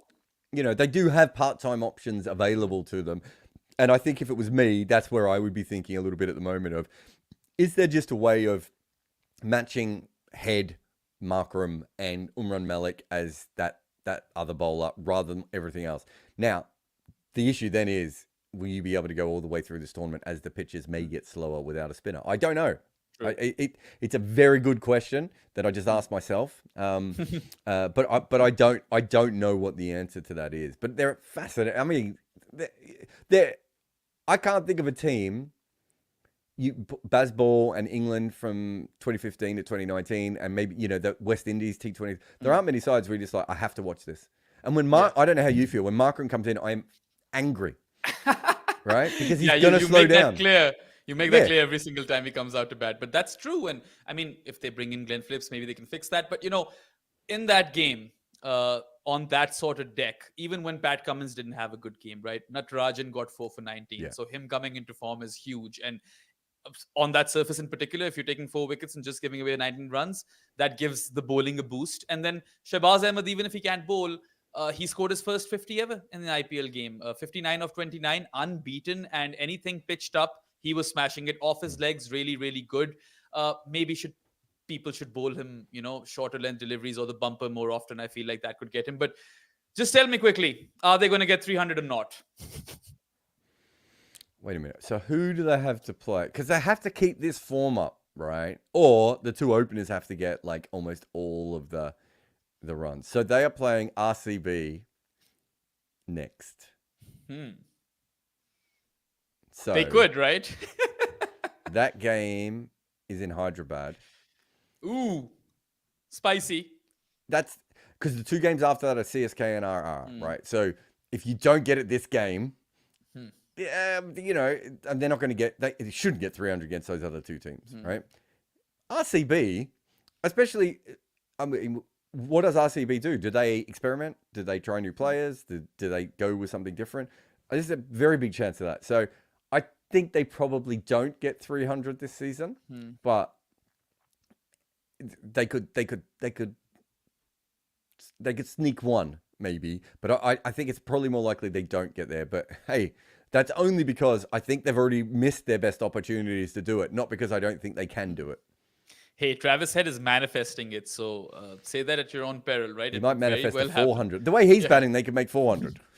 That day, the run rate was above 20, so they could have. But yeah, I mean, I did not think originally that Sunrisers would make it to the playoffs just because I felt like the bowling was not as good, and the old saying once Well, again. you were right with that. Yeah, bowling wins you batters win you games, bowlers win you tournaments. But this is that one team which actually baffles me, that they continue to consistently outbat the opposition, and it's amazing. Just the one thing I would always say is you have to factor in form. It sounds like a stupid thing, but sometimes teams catch fire when just a whole host of players on the bat or the ball, whichever side, or both sometimes as well, catch form at the same time. The issue is what happens next when you don't have that form running. And if they can manage to keep that all year, then they might win the title just by being able to bat, which would be incredible. But chances are they're going to have to battle through a lot more because there's going to be days when they lose both their openers for no runs. True. Probably. Anyway, I say probably just because I don't believe that this is already happening. So maybe it's possible they won't. I've got a bet with my co-host in the other podcast on Pro Sports where he said that they will make it to the playoffs and I said they won't. So let's see how this materializes. All I'll say is that I will be very happy to be wrong over here because they are exciting to watch. And I do love the color orange as well. So there's that. Anyway, that wraps up our IPL roundup. And on this note, we will take a short break. We'll be back with some international cricket for you guys. You are watching Overthrows with Behram and Jared, so stay tuned. We'll be back after this short ad. Thanks to the kind folks at FlexiSpot for looking after my office and my butt by sending me their E7 Pro desk that save your favorite desk heights at a touch of a button. You don't have to crank anything. This thing just finds the height that you like and you can work. And their BS12 Pro chair that supports my posterior while I'm recording, well, this ad and all my shows. If you need great desks, especially ones that change heights or the best quality chairs, head on over to FlexiSpot today. Hello and welcome back to Overthrows. You guys are with Jared and Behram, and let's go to the ongoing 5-match T20I series that's being played between Pakistan and New Zealand in Pakistan. And it's currently tied at 1-1. A lot of things to talk about. Let me tell you my story from the first T20I though, Jared. It's raining in Islamabad. Rawalpindi is the twin city, so it's about a 30-minute drive, the stadium from my place. When I see it raining, I call my friend in the PCB and I'm like, yo, is there a point to come? Because when it rains over here, it generally is consistent. It isn't a passing shower. And he's like, yeah, it's supposed to end. You come through. We're going to ensure we have a game. I get there, right? The rain stops. The Super Soppers are, in full flow, and they actually get the toss done. And then an hour late, we're about to have the first ball. The teams are out. Everyone's ready. Starts raining again. I go back to the PCB guy and I say, yo, can I go? Like, is this washout? Is this going to be a washout, or are you guys going to prepare a game like once the rain ends? And he's like, no. As soon as the rain ends, we are going to do our best to kind of get the game back on. And even if it's 5 overs aside, we're going to get it done. Yeah, that's exactly what happens. The rain ends. Super Soppers do their job, and we have a 5 overs aside game, and they're back on the field. Second ball, Shaheen bowls a ripper, an absolute jaffer. Peach of a delivery, good length. It gives you goosebumps, all of that stuff. Tim Robinson, that was his second ever delivery in T20 Internationals. So, that was as bad as it gets for him, I suppose. But then it starts to rain again. And I'm here wearing good clothes, a coat, pants, and just feeling like shit because my entire day has been wasted. And I'm covering 2 games in tandem because I'm watching the IPL on my computer. Yeah. So it was a rough day for me, Jared. I once went from London to Durham, which I think is a 6-hour drive, or it was a 6-hour drive the day I did it because a plane had crashed into something on a freeway, and we got all the way to Durham, and I think it was washed out after 45 minutes. So I promise you, it's part of the gig. Been whole times when you might fly to a venue for a game and it gets washed out. Look, I feel your pain. I've done it before, but at least you had a second game to watch. Yeah, and at least I got to watch that Shaheen dismissal, so that'll stick with me, right? Anyway, let's come to the second T20I first, the one that Pakistan won. They bowled New Zealand out for 90, and also that was the 14th time in the history of T20 internationals that a team had bowled out, Pakistan had bowled out the opposition for a score of under 100, which is a fantastic record to have. Like 14 times under 100, great. But you have to take into account that this was New Zealand's D team, right? And you had the better of the conditions. The ball was not wet, but some really good outcomes from that game, right? Shaheen showed us in that game that dismissal in the previous washed out game wasn't a flash in the pan, and he looked at his devastating best. Got Tim Seifert early on, I think in the second over, and then bowled 2 scintillating Yorkers and hit the stumps both times. He got 3 for 13. And then Mohammad Amir in his comeback game after 4 years got 2 for 13 in his 3 overs, but bowled the 4th and 6th over. So that's something I'm really keeping a close eye on, because if I have Mohammad Amir in my team, I'd probably be tempted to give him 3 in the power play and 1 of the first 2 overs. That's how I would at least view it. Naseem Shah had the worst bowling figures of the day at 1 for 27. And the spin twins, Abrar Ahmed and Shadab Khan, actually did well. So Pakistan got spin wickets in middle overs. Abrar got 2 for 15 in his first ever bowling innings in 4 overs. And Shadab got 2 for 15 in 3 overs. So 7 overs, 4 for 30. And I was like, okay, even if this is super depleted New Zealand, Pakistan have not done this for quite a while. So I'll take that as a positive. But then again, they lost the 3rd game. So I don't know where we're at, but at least the bowling came through, right? In the 2nd game. It's a weird one, isn't it? Like, how serious are the 2 teams taking it because of what it is? Are you experimenting, everything else? it's not a bad New Zealand side. Tim Seifert was a bench player in the IPL. Obviously, Neesham, Bracewell, Ish Sodhi. There's some players there. And tell me about Mark Chapman's knock. I'm quite interested because I didn't see any of it. And the thing with Mark Chapman is, I think he's probably an IPL level talent, but it's taken him so long to develop. I remember meeting when he was a kid and he was playing for Hong Kong, and it's quite clear he's a really, really good player, but that he's got a long way to go. I mean, again, one of those players that if you pitch it up, he'll find a way to score a boundary. And even if you bang it in short, he just goes and slaps it, right? That's his style. He scores runs all across the park. And one shot in particular that he scored off Shaheen, there was point and backward point really close together, and he still managed to find that gap off Shaheen. So Mark Chapman scored an unbeaten 87 of 42, and he obviously was the player of the match. He has scored 521 runs in 16 T20 international innings versus Pakistan at an average of 52 and strike rate of 165. And in Pakistan, he's played 6 T20 international innings, scored 398 runs at an average of 196 and a strike rate of 170. Those 6 innings have 103 half centuries, and I've watched all of them from the ground. So that is such a freak record, because if you look at the entire numbers, he's got 65 innings in T20 internationals and he's got 1,500 runs. The numbers don't quite nearly match up to how well he does versus Pakistan, but I too feel that he is an IPL level player, and I feel like he's going to be part of New Zealand's squad. Whether or not he starts is going to be a different conversation, because when you get Glenn Phillips back in, and who else do they have in their middle order who can score quickly? I mean, Daryl Mitchell probably starts ahead of him, right? I think Mitchell will come in, won't he? So so there's a few different options. No, it's the whole thing's really interesting to see kind of where he goes from there. But his ability to play spin, and certainly hit different kinds of spin, and also, as you said, that kind of slapping style that he has. Yeah. I've always thought he's a really good cricketer, and it's just taken him a little bit longer than it has anyone else. And maybe being a star for New Zealand is, maybe he's more the Will Young of the white ball team, if that makes sense.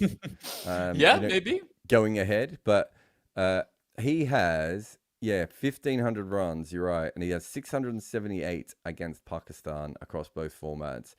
The only other team he has more than 300 runs against is the UAE.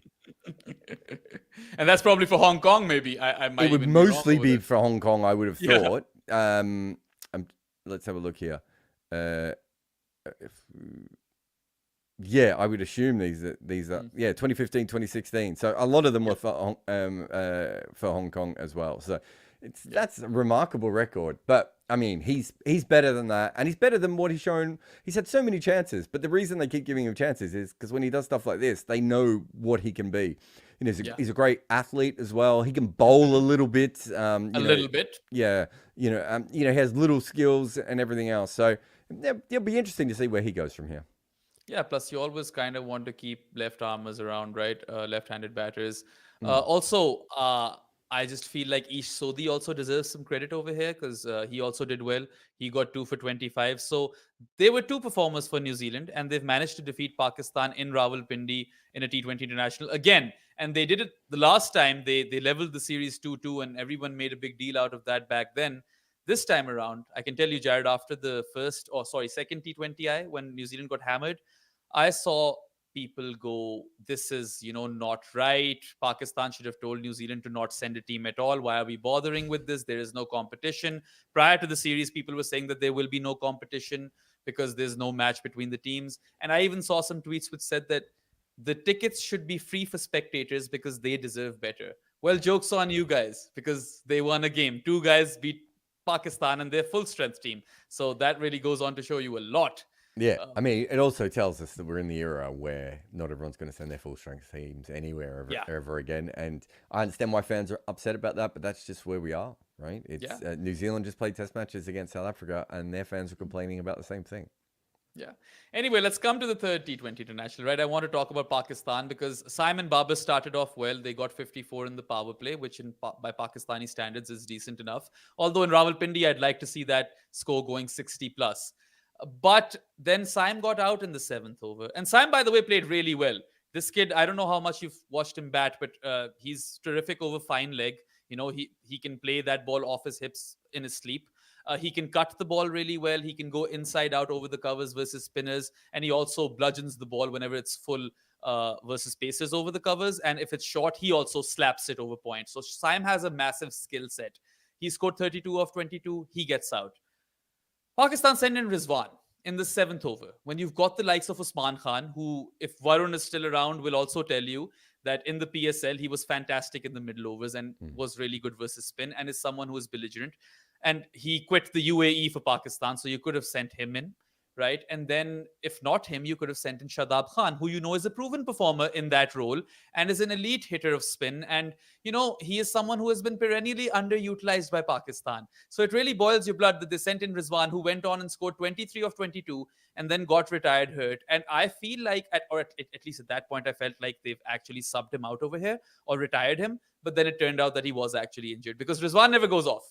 Rizwan always plays through injury. So I was like, this can't happen. But the entry point thing is Wouldn't something be the first time he's faked an injury, though. Sometimes it's injuries, sometimes it's cramps, sometimes it's acting. Yeah, that was the one. But what infuriates me is that, you say all of these things that we're going to look at data, and then you hire that politician dude, and Azhar Mahmood is around, and he's a part of Surrey, or was a part of Surrey. I don't know if he's still going to be a part of Surrey. And then he's also been at Islamabad United, which is a data-centric team. Like, he works with the Crick Viz guys. Does he not understand that Rizwan's entry point is not good in the seventh over, and Rizwan is always kind of below the mean strike rate? So that's what really baffles me. And it disrupts the entire batting order, because now Iftikhar is not getting enough deliveries to play at the death, right? But so my first question would be, are you sure the coach made the decision?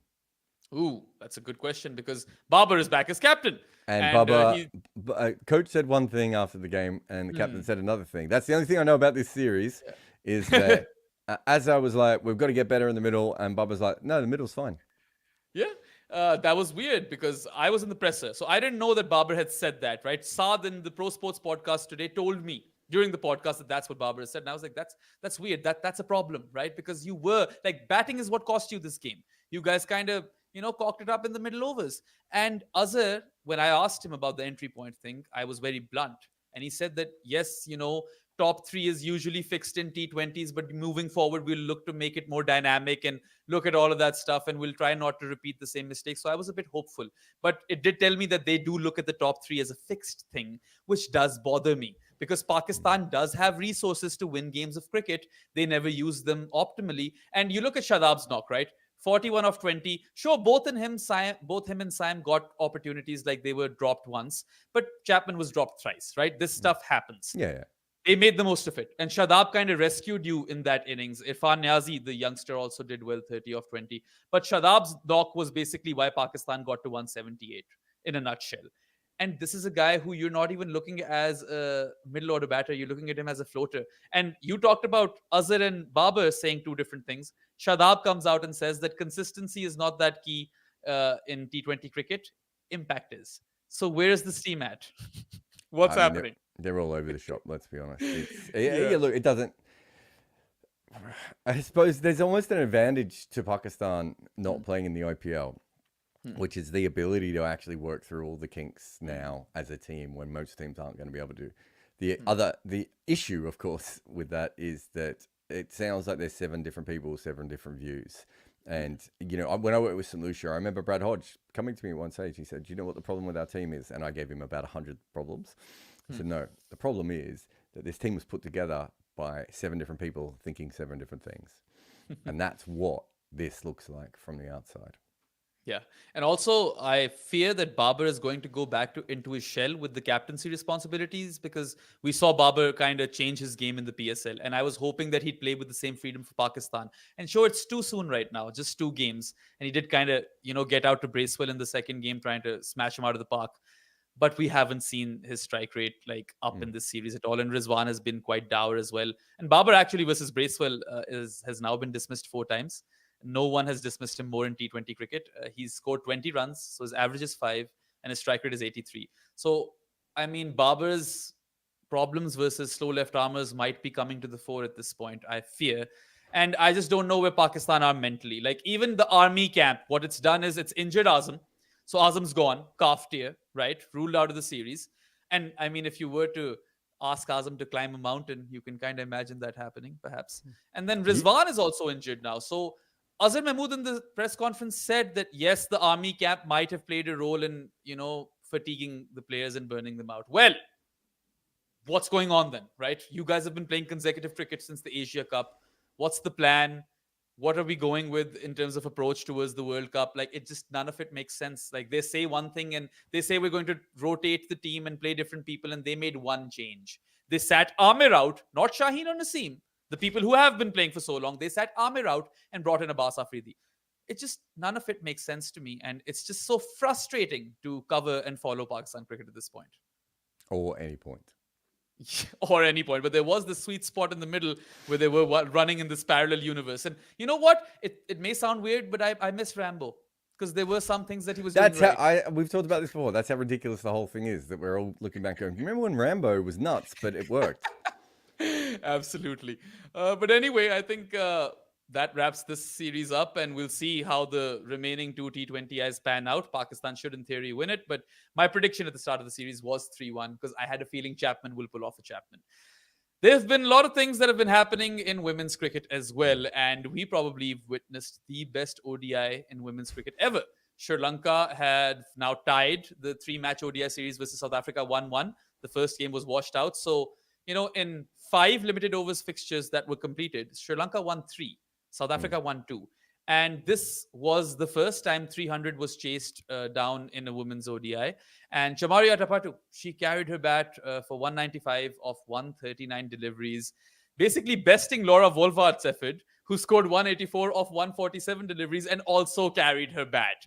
Those are 2 of the top 5 highest ever individual scores in women's ODI internationals, or women's ODI cricket. And that is as good as it gets, right? So I talked to my dad the following morning, and he said, "Did you see the game?"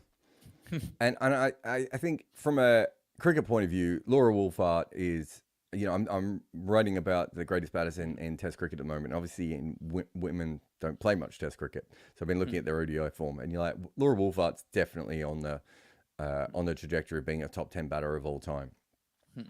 There's a couple of players as well. Mandana's probably another one. There's a couple of players on that, but Laura Wolvaart's already on that. And Atapatu, we know how good she is and everything that she's been able to do as well. But to have a game like that, I think it just shows. And 5 years ago, I cannot imagine 5 years ago my dad would be watching Sri Lanka versus South African women. And getting excited about it. Things have changed so quickly, and I don't think people are really still getting that in their head. The next Women's World Cup, I'm really interested in because it's in Bangladesh. And to be fair, recently I would say the Bangladesh wickets have got a lot better, a lot more exciting, or a lot more fun for batters is maybe the best way of putting it. Because that could be the worst World Cup ever if we get really slow and low Sri Lankan wickets, Bangladeshi wickets for women's cricket, just at the time when it's so exciting, like to take a step back for no reason. So I really hope they manage to get the wickets right, and it goes on to be a great tournament. But you look at the fact that we've just had 2 fantastic cricketers playing this, and it's a ridiculous game. It's basically a one-on-one game, and we saw 2 of them within the space of a week, because we saw Buttler versus Narain as well. Yeah, and so I don't know. The whole thing was just mad for me. And you watch the clips, and Laura Wolvaart and Chamaria Tapatu are so different in the way they go about things and everything, and they've both got pretty flawed teams behind them and everything else. I just look, it's fantastic, and what a great game of. I don't even know if we could call it a great game. What a great 2 performances in the one game that we had there, and it's magnificent. Yeah, I mean, if both teams scored 300 and Chamari scored 195, didn't get out, Laura Wolvaart scored 184, didn't get out, then, that's nearly 400 runs right over there. And, last week we were talking about whether or not Laura Wolvaart is already a living legend. And you said that for South Africa, she's probably their best ever bat currently. We mentioned how the strike rate was a bit of an issue for her. Well, she smashed 184 off 147. That was my first thought as well. Because I was following it a little bit, and then I suddenly... And I saw a score, and that didn't surprise me at all. And then I went, wait a minute, is that strike rate correct? Yeah. So, I mean, I think that's the next step of her evolution, because especially now, it's becoming such a T20 dominant sport, right? That if Mitali Raj came through now, she would score quicker, right? Meg Lanning would score quicker. Belinda Clark, Betty Snowball, Myrtle McLagan. I think it's Myrtle McLagan. I'm pretty sure it is. Yeah, Debbie Hockley. Or any woman who's coming through now is going to naturally have to score quicker. And some won't, because they just don't have that game.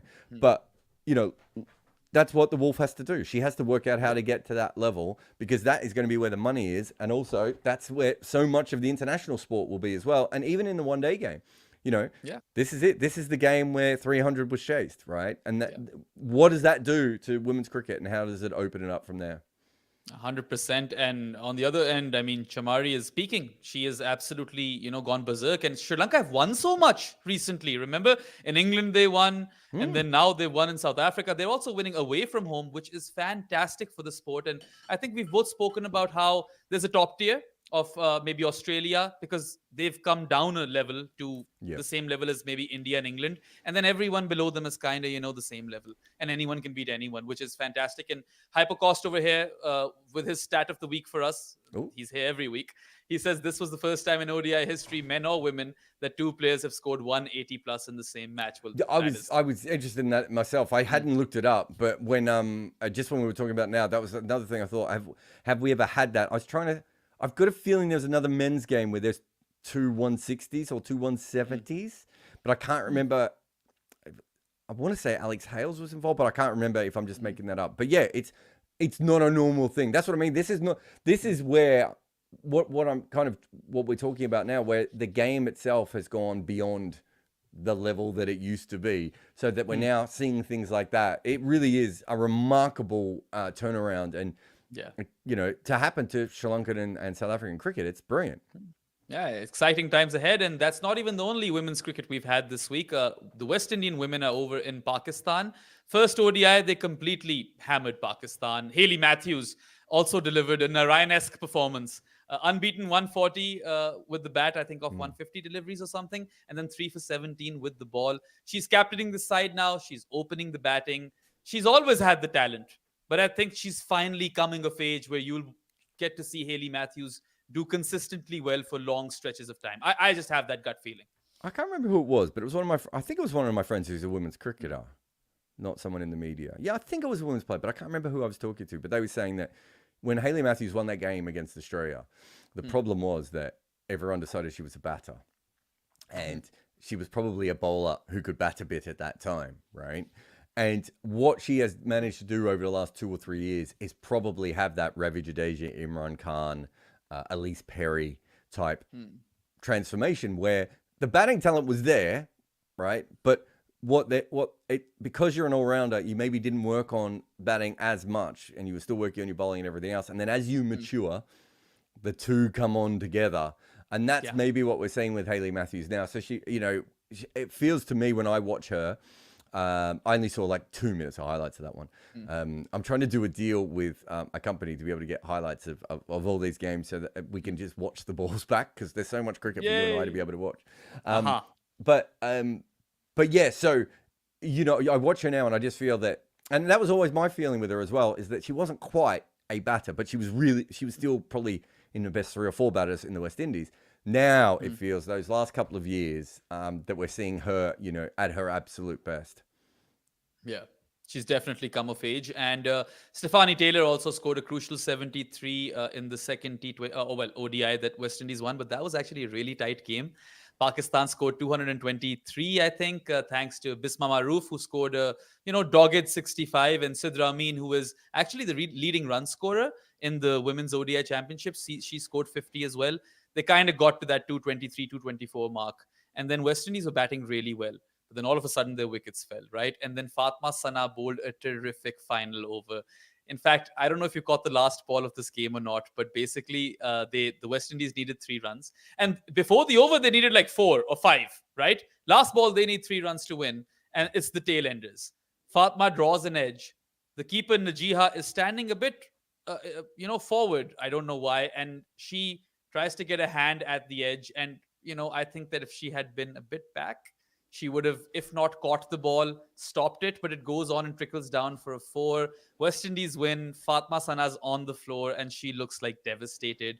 But she is a really, really good talent. When Pakistan won in the New Zealand series in New Zealand, Fatma Sana was the person who was basically, the MVP for Pakistan. And even though her figures are 1 for 49 and 10 overs in this game, I have a lot of hopes from her. And the only thing that concerns me is that she just has spinners all around her, right?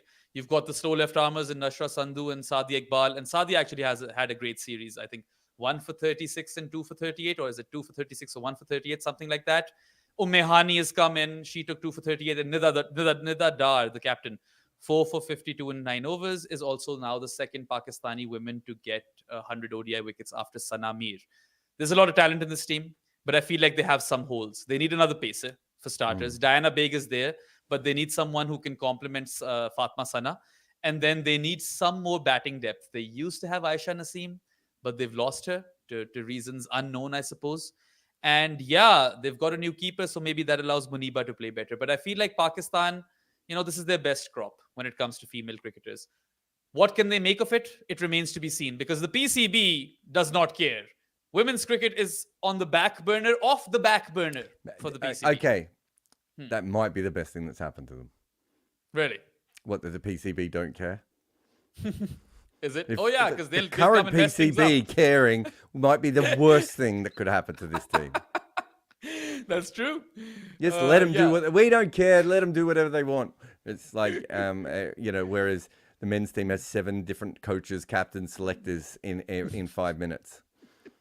Absolutely. Another Hypercost stat is here. He says this was the first time since 2010 that a women's ODI run chase has been won by a side that needed 3 or more runs off the last ball of the 50th over. Wow. So more than a decade then. And good on the West Indies. And while they have secured the ODI series, I believe the T20 series will be a lot tighter. And I do expect good things from Pakistan. So let's see how that pans out. But that wraps up all of our talking points on Uncovered. Let's take those super chats, Jared. Yep, there you go. Alrighty. ABCDEF says or asks, why did Yuvraj Singh struggle to make a mark in the IPL, and internationally did he underachieve for the level of talent he was, aside from his performances in World Cup 2011 and World T20 in 2007? How can you exclude those? They're part of his career? I mean, my memory is, let's have a look here. He's got one of the highest strike rates ever of a number 4. And I think it's only really the modern guys that go past him. So his job was clearly to score really quickly off the spinners in the middle at a time where we didn't think about that. So he didn't underperform in international cricket. He just played a different role. And partly he did that because they had so many guys who could bat long, would be my guess. So it makes sense to get him to come in and whack it. So I've certainly got no issues about the way he went about it from that point of view. He's so internationally fine. I'm just trying to. Varun actually sent me through his IPL. His IPL. Yeah, his IPL. When did he get cancer?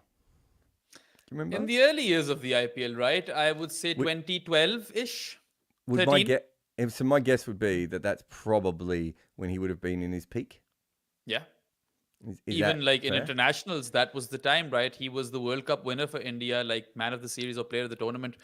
So yeah, it happened at the worst possible time for poor Yuvraj. And I just feel like he was a batter who was ahead of his time. And it was brute force with him. Like those shots over extra cover, Yuvraj and Sanat Jayasuriya. Those are the 2 guys that come to mind, right?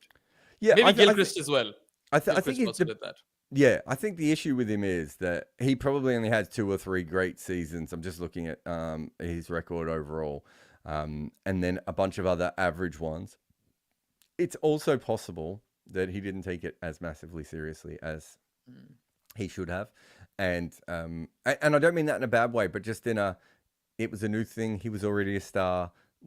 It's go back to the early part of one-day cricket. Ian Bosa is a perfect example of someone who just never really took one-day cricket seriously. And there were still players into the 90s not taking one-day cricket seriously. So it's also possible that, but the cancer and the fitness and everything else, he probably played in some pretty rubbish teams too. He played in a couple of good ones, but probably played in some rubbish ones as well. All these things might have played a part. He played in the Pune team. On a previous podcast, I thought he played for Kochi, but he wasn't the guy who played for Kochi. He played for Pune. So yeah, Akshu Dhavala. Super chat question 1 of 2. I found how Hardik used himself in the batting order to be baffling. He didn't come up the order when Mumbai were losing wickets to play the kind of anchor role that he did at Gujarat last season, and he promoted himself ahead of David when Mumbai were in a position for more of an explosive player to dominate. Do you think Hardik, the captain, fully understands how to use Hardik, the player? Jared has been literally shouting out this song for quite a while now. We spoke about it earlier in Overthrows as well, this very episode. So take it away. Say it again, Jared. You could make an argument at the moment that he has used himself incorrectly in his own batting order every single game, I think. Yeah. But if you want to know the truth, he's not in form. And so him not being in form is causing the issue, because Hardik Pandya in form is not going to be an issue. It's the fact he's not in form. And sometimes we get fascinated with should he have come in here? Should Tim David come in? What about Romario Shep and all that? And I'm with that, because I agree he hasn't used himself in the right spot. But if Hardik had just been batting good, he probably would have been fine in at least a couple of these innings, and we wouldn't be asking that question. But yeah, I mean, he's not wrong to ask that question. It's just that's where he is at the moment. I don't think he looks like he can play an anchor innings at the moment, let alone a slogging innings at the end. And that's kind of what he's in this lineup for.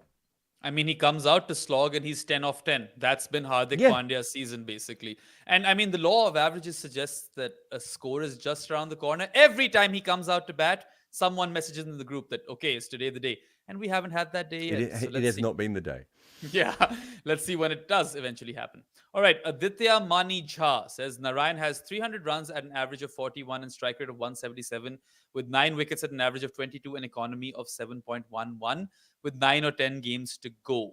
I mean, maybe not, right? Because they've played, 7, 8? I think he's counting the playoffs, isn't he? Oh, okay, yeah. Is this potentially the best MVP season of all time? I mean, you've got the Russell season. You've got a Watto season, right? What else do we have over here? Hardik has had some good seasons, but maybe not as good with the ball. That's a good question to ask. Yeah, no, it's good. I mean, we did the MVP episode a while back, so it's not in the front of my mind. If he's the front runner for the MVP at this time. The two things I would say, economy, I don't think will change that much. I mean, it'll change, but it won't stay at 7.11. That would be weird. I don't think he's going to add another 300 runs, but I could be massively wrong on that. But if he keeps his strike rate at 177 and he adds an extra 150 or 200 runs, he's still in MVP case. And I don't think he's probably, I can't see him breaking 20 wickets. It seems to me that he's had two things that have been just a little bit outlier, and that's the amount of runs he's made and also the amount of wickets he's taken. But even if he slows down on both of those and he ends up with 17 wickets and an economy of 7 and 450 runs at a strike rate of 165 with an average of 25 or 22 or something, it's still really good, and it's still probably in the all-time league. So yeah, it's fascinating to see where we go from here on that one. Yeah, I mean, honestly, I feel like seamers in the power play should bowl slower ones and keep long off, and Narayan will get out. We've seen him get out that way so many times. Deep, right? you bowl slow balls wide of off stump with a deep cover and a deep long off. Yes. And you make him try and hit across, try and drag the ball across the line. He'll get a couple over third for 4. You have to take that and just be like, but eventually he's going to hit one straight up in the air. Yeah, plus his shoulder is weak, right? So he's going to play that one-handed shot, and it's going to kind of lob. His balance is terrible as well. So there's so many things to aim at. It's just hard because he's a chaos batter, and chaos batters are harder to bowl to than normal batters. Agreed. Rishabh Sharma says, Abhishek Sharma and Jaiswal openers for the World Cup, please. Your take. I love that take. I would pay to watch that because they are brilliant to watch bat. And I mean, Abhishek Sharma is young right now. He's a developing cricketer, as is Jaiswal. But I would say Jaiswal's talent and, also maturity and exposure is a lot more. So you could expect to see him over there. Abhishek Sharma is striking at 216. That has got to, raise the eyebrows or ears of selectors. And he's also got an average of 37. We mentioned this earlier. And I love the fact that he is great off his hips and also great down the ground whenever it's pitched up to him. This kid could have a really, really high ceiling. I don't think they're going to take him just because they've got Rohit and Kohli around. But your proposition excites me. I want to see that happen. Yeah, I think Ajit Agarkar is probably not going to do this. I mean, I don't think Abhishek's ready for a World Cup, but I don't think Fraser McGurk is as well. But, I didn't think Mohammed Harris was. Sometimes you just have to take those players anyway. But yeah, it's not going to happen. I mean, that's the truth of it. Yeah. Plus, would they go left-hander? Sorry, what was that? Would they? They might because Jaiswal's so good against off spin. True. And I don't think Abhishek's terrible against off spin either. So it's possible, but I don't think they will. Fair enough. Tia Khalifa says, "Is Pakistan versus New Zealand called IPL Unsold versus IPL Ban series?" Well, I mean, Tia, if you want to call it that, you can call it that. I mean, I'll be honest here, Tia. You may not have nailed it with the catchy slogan. Remember, I went with Southpaw Sloggers before. I'm just saying. Yeah, Southpaw Sloggers. That Intent Twins and Southpaw Sloggers. Love them both. Anish says, "What is wrong with SRH, Sunrisers Hyderabad? How are they this consistent?" Well, I mean, I suppose we answered all of that prior. A lot of their batters are coming and literally going berserk, and Jared thinks that that's not sustainable in the long run. Although I do feel like this is that one team which could actually consistently bat teams out. But I mean, it remains to be seen how far they go. I think those are two different things. Can they consistently bat teams out? We're going to find out, right? Yes. Is it possible to keep this many players in form for a whole season? Probably not, right? Yeah. That doesn't mean that they can't keep batting teams out. But I think, Anish, and I was kind of answering this before because I saw this one come up when we were talking about the Sunrisers. But in my mind, you're in a situation where you have to be aware that some of your success has come from form. And, it's one of those things as an analyst when you're working with a team, sometimes the coach or the captain will come up and go, why is it all going wrong? It's like, we've got 4 players that need to be in form and none of them are in form at the moment. And that's the last thing anyone wants to hear because that's the hardest thing to fix. But sometimes it's as simple as that. You have a bunch of players in form or you have a bunch of players out of form. I think someone was saying in the comments earlier about, Mark Handy's not a terrible bowler. Washington Sundar can be a good bowler. Bhuvi's been a great bowler, right? So their bowling is out of form and their batting is in form. Maybe Bhuvi has a good second part of the season and one of those spinners comes good. There is possibilities of those things to happen. Yeah, let's see if that happens or not. Maybe Vyaskant gets a game, the Sri Lankan spinner, and then we'll see what happens. Yay. Anyway, Thinesh Selvaratnam says, "No questions. Keep up the good work. Thank you." Well, thank you, Thinesh, for $10. That is very generous, and you have a fantastic name. I'm not going to forget that one.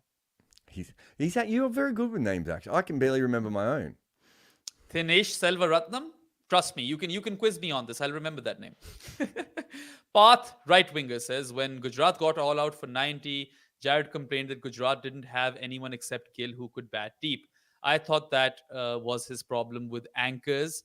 Who has played the best anchor-esque innings so far? So here's first the innings, anchor-esque first innings so far. I think that's what he's asking. So here's the thing, Path. Why do you think it has to be an anchor who can bat deep into an innings? David Miller can bat deep into an innings, right? We're seeing Glenn Maxwell bat deep into innings. MS Dhoni has built a career out of batting deep into an innings. Right? So, David Warner, we call him a fast-moving anchor because he makes so many runs, but he's not playing like an anchor. And so that conversation has already been lost, right? The problem with Gujarat is that they have 2 batters that can be relied upon to make runs. I don't care if one of them's got a strike rate of 137 and the other one's got a strike rate of 160. But when you look at a batting lineup, you need to be able to look at it and go, this team can make 180 on average because they have this many players who will all chip in this amount. But you look at Gujarat and you're like, well, Gill's going to have to make 80 and Miller's going to have to make 40 in a lot of these games to get them to that score. It's not about anchors and it's not about anchors, right? It's about, if you look at, I'm trying to think of some of the, Tilak Varma is a perfect example of this. Tilak Varma's not an anchor, right? But he's remarkably consistent and he's going to average somewhere between 25 and 30, which means that you have a bunch of players who can do that. You then go on the other side of this and look at Gujarat and you look at their batting lineup going, well, Saha is going to average about 18 to 20 in a year. Sudarashan, well, we know he can't score more than 40 because it's against the law. They don't have guys who can go deep into the innings, which means that Gill has to do so much of it. So that means you restrict Gill's strike rate. And then Miller comes in and knocks it around because he's terrified as well. So you're not, the two good batters you have are not being maximized. And that's what it's about. We talk a lot about anchors versus non-anchors and everything else. But at a certain point, you need to know that you have 6, 7, 8 players who can bat 20 overs, because that's how you're going to score 180 on average or 200 on average. I mean, nothing I can add over there. You hit literally the nail on the head over there. Anyway, but V exclamation mark says, the way Behram overrates Glenn Phillips, even Phillips' mom wouldn't rate him that high. Just like Sam Curran, jack of all trades, master of none. I disagree. I think Glenn Phillips is a really, really good player. No, we've covered him heaps of times, V, and I'm as much a fan of him as Behram is. Glenn Phillips's hitting is elite, right? He has one elite skill that is incredible. I don't think and he does everything also, jack of all trades, but wicket keeper as well, plus elite fielder, right? Can roll his arm. Like, you're looking at a great asset. It's really important that Behram cares about that. I don't care about any of those things, right? Although he's right. He can do lots of different things for you and gives you great flexibility off the bench. But if you've ever seen Glenn Phillips in full flight hitting a cricket ball, he is a different level, right? Sam Curran has not got any skill at the same level that Glenn Phillips does. That doesn't mean that Sam Curran's not a better cricketer than Glenn Phillips. These are completely different arguments, right? But if you're talking, Glenn Phillips has one thing. He has what would you put it? Like a Fraser McGurk level of striking ability, right? Different kind of player, and it's going to come out differently in Glenn Phillips. I think he has many issues within his game and maturing. He's going to hit his peak one day, and this is going to look like, my guess is this is going to look like a silly comment, because he'll probably have a 3 or 4 year period where he's really, really good. But it's taken him a long time. He's a really interesting human being. I think that's a fair thing to say. And I don't think he's matured at the rate that he should have. He should already be a much better batter than he is. But when he gets it right, you're talking about, he's the sort of player that can score at 4 runs a ball, right? That's the kind of guy that Glenn Phillips is. There aren't many of those in the world. I mean, his ball striking is, top tier. And maybe we could not see him. Those who will know. I made a pun. It's a John Cena pun. But anyway, does that wrap up our Super Chats, Jared? Yep. All right, then. Thank you, everybody in the comment section who tuned in for Overthrows. And we appreciate all of your support and your money. And you can, come through next week. Once again, we'll be back with another episode of Uncovered. And for all of our written content, videos, and podcasts, you can go and, type in goodareas.co in your, Google Chrome or whatever sort of app you use. And bookmark that page. And thanks for all the support. And we'll be back with another episode of Uncovered next week. And subscribe to this channel and Jared's other channel on YouTube. That'll be all for now. Goodbye. Occasionally, I also... I went too early with the ad and almost ruined your life. You've done that like 5 times now, but you've gotten better at it. But basically, everyone who's with us on YouTube, stick around. We're going to be back with Uncovered after this short ad break. Occasionally, I also talk about behind-the-scenes stuff. A huge thanks to everyone who has supported us on Patreon and helped us build this channel. Join our Patreon community and unlock exclusive benefits. Enjoy AMAs, live calls with me, and connect with fellow cricket enthusiasts on Discord. Express your cricket fandom with Bodyline t-shirts. Discover their extensive range of player-inspired tees, featuring cricket legends such as Murali, Warne, and Wasim. With team-themed designs and options for hardcore cricket nerds, they've got you covered no matter what your interest in cricket is. Hello and welcome, ladies and gentlemen, to episode 81 of the Uncovered podcast. I'm Behram Kazi, who you can find at Def Mango on Twitter. And with me is Jared Kimber, who you can find absolutely everywhere. And we've got a few things to talk about off the field in cricket this week. Let's start with Meg Lanning's interview. It was quite unexpected. And she basically said that, there were a bunch of reasons behind her retirement. And there was a phase in her life when she was still playing international cricket where she wasn't eating enough. And she was just sleeping for a couple of hours, and she was running nearly 90 kilometers a week. And she, in this period, isolated herself from all of her loved ones and would just go on these runs.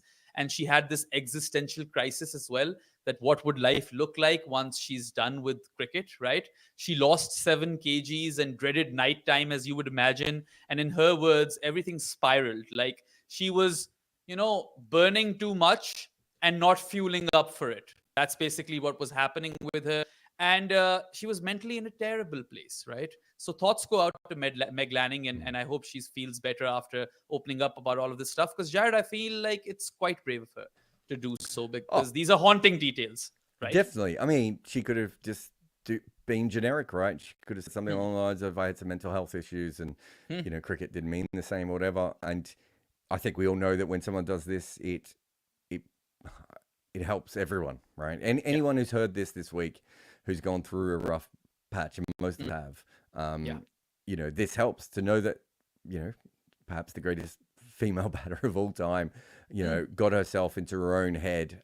And I think she is quite obsessive, and I don't know her particularly well. I think I've interviewed her once and probably done some press conferences with her, but I do think she's an intense person. And, you sometimes see with those sort of intense figures that they push themselves to the nth degree and then something breaks, and it looks like that's what's happened. So good on her for being able to talk about it and discuss it and be so honest, and hopefully she helps some other people with that. It's also, just from our perspective, it's great to know there's a reason, right? Like we were left a little bit like, okay, she's, what's happened here? But good on her, and hopefully she's getting all the help she needs.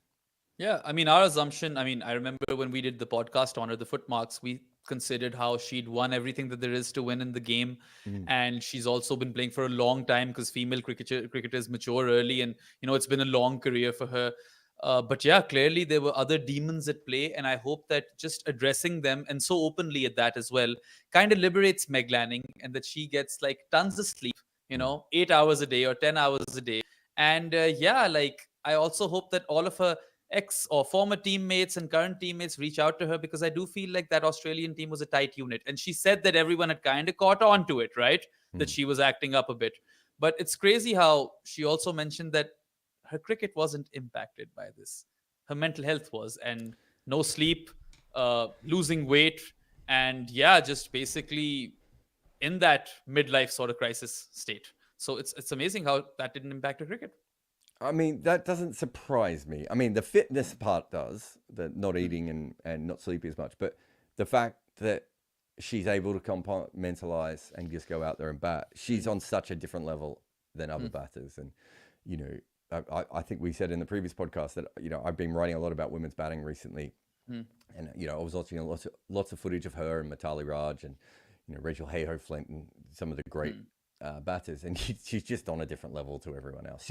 She probably won't go down as a great, because she hasn't had as the greatest, I should say, because some of the others will go on to play much longer careers and be more known in WPL and all that sort of stuff. But just as a technician, she really is an incredible player, and I think she does go into a bit of a flow state when she's out there. Yeah, lost 7 kgs, did not impact her game. So Meg Lanning is a true legend of the sport. Anyway, an interesting thing that happened, and this has been happening in the county circuit in England, is that they have substituted the Duke's ball with the Kookaburra for a couple of rounds. And the rationale behind this is that the Duke's ball kind of favors those swing bowlers, medium pacers, and England are now in a hunt for elite test bowlers, both spinners and people who can crank it up a notch.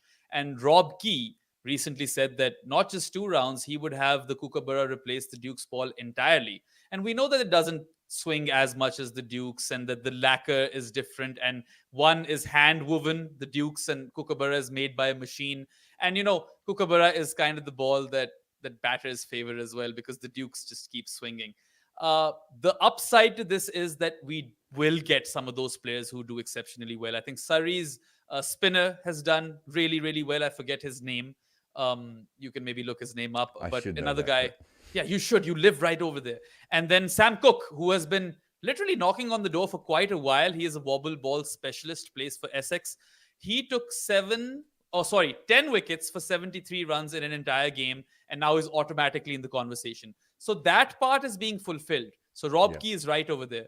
But on the other hand, we've had lots of no results, lots of draws, and that doesn't make county cricket captivating. So I suppose the question to ask over here, Jared, is that are you looking at county cricket as a system in which you just get the best players out there to play for England, or are you looking at it as a tournament which you need to make exciting for the viewers of county cricket? This has always been the biggest problem with county cricket. So someone like George Dobell will say that county cricket exists on its own and has a fan base and should be played in the most entertaining way possible for county cricket. He's not wrong, because county cricket does have all those things. But the other side of it is not the actual point of county cricket to make international cricketers. And we're now almost 150 years into this argument. And the truth is that the best thing that you could do in England would make a bunch of flat wickets with Kookaburras would actually help them to produce more international cricketers. The problem with that is maybe you will get more draws. To be fair, the Kookaburra hasn't produced many draws around the world, right? Maybe it's a bunch of people who are not used to bowling with it. Maybe the rain has played a bigger impact. True. I've seen some of the county players going, "Oh, it's a different shape. It's not. It's like Kookaburra ball," and no one has ever been harsher on the Kookaburra ball than I have. I think thought it should have been, especially the white one, should have been thrown away. The Kookaburra ball is as good as it has ever been. If you're whinging about this Kookaburra ball, like, may I show you 20 and 30 years of crappy Kookaburra balls, right? So look, I get it, but this is the problem, that county cricket is so popular in what it is, and you could, as I said, this is hundreds of years of this been going on, right? 100 years of this push and pull, because there are a lot of people who don't give a shit about the English cricket team, right? They really do care about their county first, and they go to their county and they see their county. They might not even have the England team ever play at their place, right? Yeah. And so why do they care? They want the good ball, the fun ball, and the Dukes is a better ball. So there's two ways of looking at it. If I was Rob Key, this is what I would be doing. If I was on that County Matters group, I would be furious that this was happening. But the way I look at it is, we're still in the same situation, which is actually what should happen is someone should friggin' buy all three ball manufacturers and make sure the best ball is used in each place, and use the technology that we have from all these different companies to come up with the best ball, and then do it that way. That's what I would be doing with this. But no, we're just going to moan again about cricket balls. I see both sides of the argument, so it is a tough one because, I do feel like Sam Cook deserves a cap right about now, especially with England, going through this phase where we don't know what Robinson is anymore. Jimmy is, in the twilight of his career. Broad's gone. So if you can get a wobble seam specialist who has been so good for years on end, Sam Cook seems to me like he will be that guy. So I don't know if that'll happen, but if the Kookaburra has helped him elevate into those ranks where he could very likely get a English cap or test cap, then I would be happy. Is Cameron Steele the guy you were talking about? Yes, Cameron Steele is the guy I was talking about. He also took a few fifers. So he was all in support of the Kookaburra ball. And Sam Cook was like, you know what? I figured it out, because they know the whole narrative that's at play. So they're also kind of playing to it. Yeah. Anyway, other fiery news came from Rashid Khan this week. We've seen this before. When Australia opted out of a tour versus Afghanistan, or a series versus Afghanistan, Rashid Khan then also said that I'll think about the Big Bash League. I'm not sure if I want to play it or not, but he ended up playing it. This time when Australia have postponed that tour, quote unquote, postponed, Rashid Khan has gone on and said the same thing. And he's like, if you don't have a problem playing with me, why do I have a problem playing with my teammates? Now, for those of you who do not know, Australia's stance is because of the condition of women in Afghanistan and how they still do not have a women's cricket team. We've done an entire footmarks on this, the other Afghan team. It'll give you lots of context, so you can go check that out. But, whilst I do understand Rashid's sentiment, Jared, it seems like a bit of a replay to me. And I think he's going to end up at the Big Bash again anyway. So why all of the drama? If he ends up at the Big Bash again anyway, then we just have to stop reporting and talking about it. Yeah. I don't know where he is. I haven't talked to his people, or the people I know in his camp or anything about this sort of thing. I think it's something he believes very passionately, and I could understand why he would feel the way he would feel. I think we've talked about that before. Yeah. There is a big difference between having a player individually play in your league and going up against the national team, because the national team represents the national team. I think there is hypocrisy, as we know with the IPL, when you have Pakistani players who are not playing for Pakistan but are Pakistani at times, when we all go, wait, what's happening? But if you go through the history of South Africa, South Africans played in county cricket. They then played for England. They then played for Australia. They played in World 11s. South African golfers, South African tennis players. But where it got weirder was when the Federation Cup or the Davis Cup was being played in tennis, or that's when it got weirder, because that is when you were playing under your team's flag. Rashid Khan is not playing under his team's flag when he is playing for the Adelaide Strikers. So it is different. Right? Yep. And we can, if you want to say it's hypocritical, I think that's also fair, but it is different. And as I said, it's going to happen again, and it'll happen again, and it'll happen again. The interesting thing will be to see if he follows through on it, right? Because if he doesn't, then we just realize he's making a political point, which is fine, but we don't have to worry about it anymore. And he's going to play. I think he really likes Adelaide. I think he loves playing cricket in Australia. He's not making that much money from it, if we're being honest, right? My guess is, and I know he has very good representation, but my guess is he's probably still underpaid for what he is worth in that league. And it'd be, but the Big Bash will go on with or without Rashid Khan, right? That's just the truth, It doesn't always had Andre Russell. It hasn't always had AB de Villiers, and it's still going on. So he has to make a decision. And there's about 83 other competitions he can play in at the same time. Yeah, so my hunch is that he has gotten a really lucrative deal at the SA20, and he's like, you know what, now I can go on and make this point and follow through on it, because I felt this way, but I also like the money. And I mean, who doesn't love to play cricket in Australia, right? You look at those skies, you look at those grounds. I want to play cricket in Australia, and I don't even play cricket. 2 months in Adelaide, I don't know. Well, I'd have to go there to tell. But let's see if Rashid follows through on it or not. And I do understand the sentiment, but this is a very layered argument. Yeah. And for that, you guys need to go and check out that podcast, because we literally go through every small detail. Anyway, final news of the day. And Hypocost, if you're still around, you love this, because he was actually championing this effort on Twitter. Vanuatu? Yeah, I've got that right. Vanuatu. Yep. Vanuatu's women's team, they basically had a post up in which they were crowdfunding for about $5,000 to $6,000, something around that mark, because the ICC T20 World Cup qualifiers are starting in Abu Dhabi soon, or they might have even started by now. I'm not quite sure. If you guys know, you can let us know in the comments. But to participate in that, Vanuatu's women, they needed to basically, rather than paying themselves for grade A kits, they wanted that money to pay for that. And when I saw that, I was like, oh, someone needs to give them this money. And I retweeted it and all of that stuff. But then I was like, this is not something that they need to worry about, right?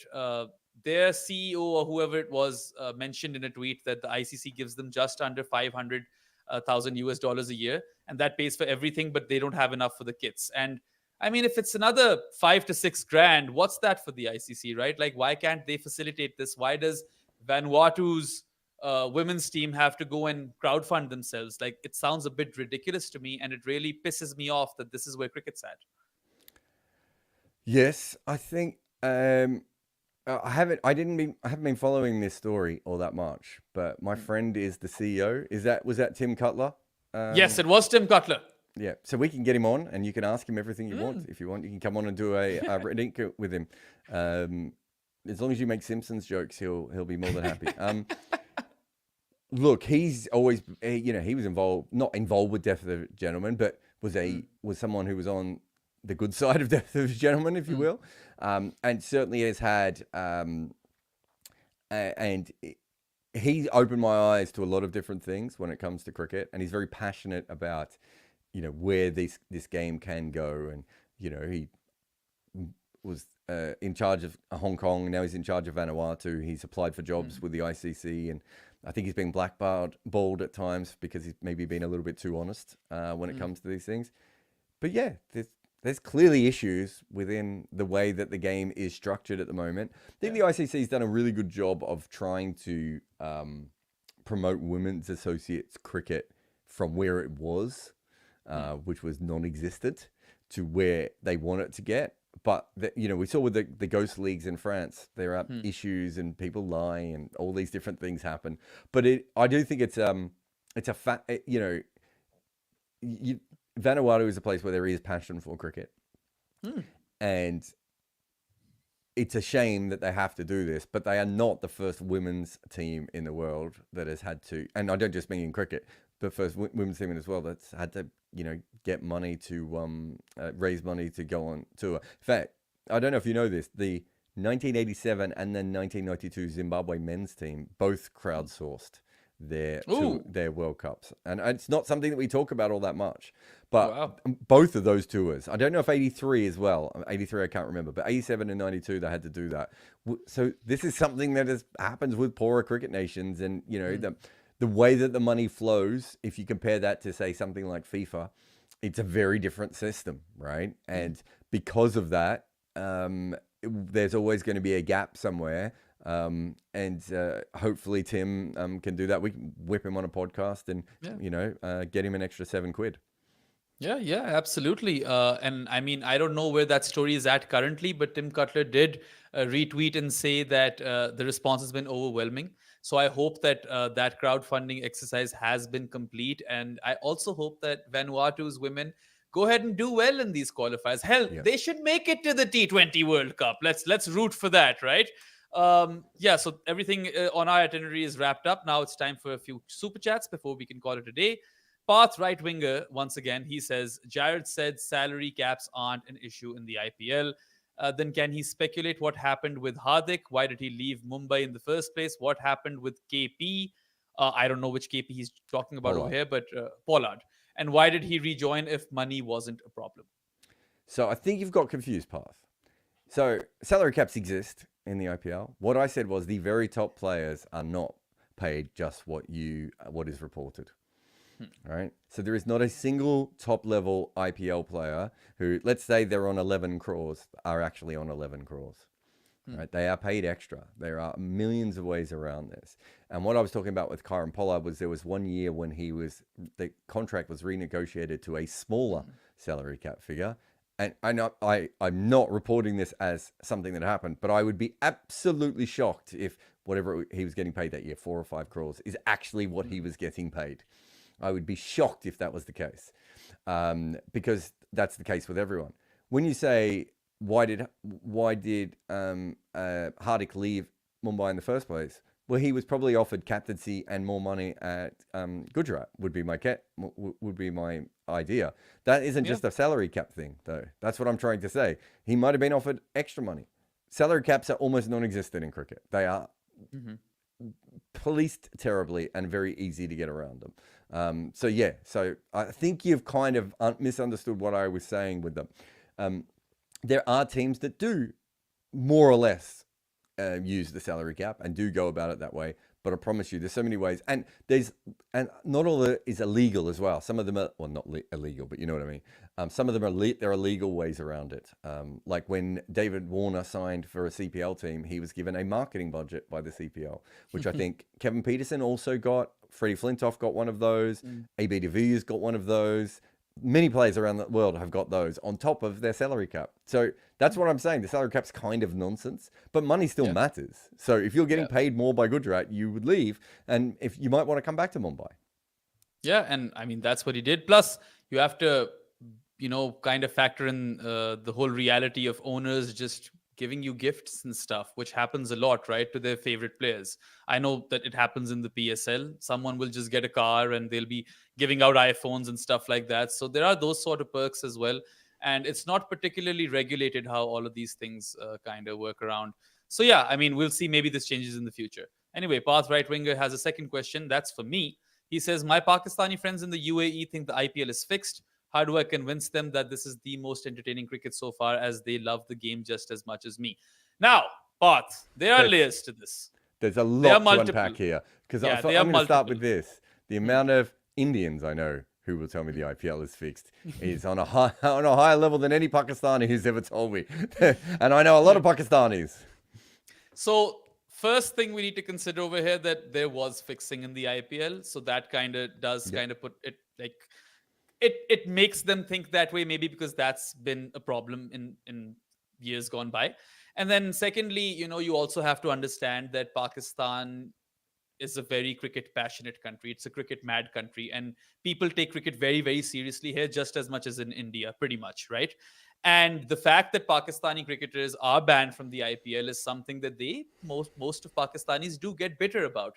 I get a lot of people who tell me, Behram, why do you cover the IPL, right? And I'm like, look, I cover global cricket, and in the IPL, something important could happen, which I need to be on top of. So going into the T20 World Cup, I need to be completely on top of my game so that I know exactly everything that's happening in cricket. And I enjoy the IPL as well because I love cricket as is.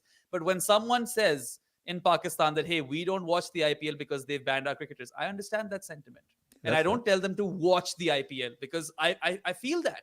It is unfair a bit because it is cricket's premier competition. So maybe your friends are bitter about that. Maybe they have PTSD from Pakistan's fixing, and then they maybe look at IPL's fixing record as well. Can I just also go with another thing? There's a lot of Indian fans of the IPL specifically who are really upset that some people don't like the IPL. Like, who gives a fuck? Like, yeah, you I like don't it, right? understand why everyone is like. It's like, and county fans used to do the same thing. Oh, I'm like, there's a lot of cricket, and we all like different bits, and this idea that you have to like the IPL or you have to like county cricket or you have to like the SA20 or whatever your league is, no one cares. Yeah. If your friends are enjoying cricket and they're enjoying a different league, let them enjoy a different league. It's okay. I don't understand why that would ever be an issue. There is so much cricket being played now that you can enjoy whatever random crap that you want to enjoy. And what says more about cricket than random crap? Yeah. Also, I mean, like you mentioned, so much cricket is going around that you're entitled to pick and choose. I mean, IPL is a league at the end of the day. Maybe some of your Pakistani friends don't care about Punjab versus Gujarat. Like, there are people like me who literally just care about performances. I want to see who's doing well. I want to see how different teams are playing. I want to look at cricket at a macro or from a macro level. Not everyone does. Some people just watch this stuff for entertainment, and IPL is not their poison of choice. So that's it. It's as simple as that. And Pakistanis say everything is fixed. Every game that Pakistan loses, Pakistanis say it's fixed. That's just a very Pakistani thing to do. And some games when they win. Yeah. It's a very common theme over here. And I've literally fought with my own family because it's something that I take personally because of all the fixing trauma, right? So if they say something like that, I'm like, no, you don't know that. You don't have proof. Don't say garbage like that. Don't be an ignorant person. If you want to go back, my dad used to say that every single game that Kerry Packer was involved with was fixed, right? So this is not just a Pakistani thing. There's a lot of old guys who don't like versions of cricket, and so they say it's fixed. It's like the IPL fans who say every other league's a farmers league. And why do you keep hiring all these muppets from these farmers leagues? Like, let's be a little bit honest here. Like, it's okay. You like this thing. You don't have to shit on the other thing, right? You are allowed to love Tom Waits and ignore Justin Bieber. And I think I do that. I do ignore Justin Bieber. And literally a guy in the press box when Pakistan lost to New Zealand was like, oh, Pakistan has lost this on purpose. And I was like, dude, like, what are you saying? Like, why are you saying this? Anyway, last super chat of the day, and that is ARR. He says, your take on Dan Lawrence's article about the BCCI. I don't know what he's talking about. I don't know who Dan Lawrence is. Sorry, AR. I know the cricketer, Dan Lawrence. Has he written an article on the BCCI? Dan Lawrence is spelt differently. So yes, that makes me even more confused. As far as I'm aware, the cricketer Dan Lawrence has not written about it. And there's one last one that's coming. Oh, all right. Anish has like 3 super chats every day, and we love him for it. And he says, Dan Lawrence article sounds like you want the richest neighbor to fix the road and also call him stupid and moron. I don't know what any of these messages mean. Yes. I don't know who Dan Lawrence is. Maybe it's too late in the night for me to understand these jokes, but I appreciate the money. Yes, thank you for the super chats and the support, everyone. But we read them out. We said your name, but we don't know what you're talking about. Right on. Okay, so that wraps up this episode of Uncovered. For those of you who liked it, and for everyone in the comments, thank you so much. And do give us a like on YouTube. Subscribe to this YouTube channel and Jared's other channel on YouTube. And for all of our written content, videos, and podcasts, you can go to goodareas.co, which is our one-stop shop. Bookmark that webpage and you will be caught up with everything that we do over here at Good Areas. But that's all for this week. We'll be back next week with another episode of Uncovered. Until then, you guys take care. Goodbye. If you have always wanted to turn your passion for sports into a career, well, I have the course for you. Fans with Laptops is the multimedia course that I came up with after millions of reads, views, and listens to all my work. It's designed for anyone to use their own fandom to get better at making content on the sport they love. Go to Fans with Laptops today. If me talking live about cricket is not enough, we also have an entire channel dedicated to the best stories in cricket called Good Areas. Find out what matchups really mean, understand the logic behind baseball, and look at the most important selection in the history of cricket of Basil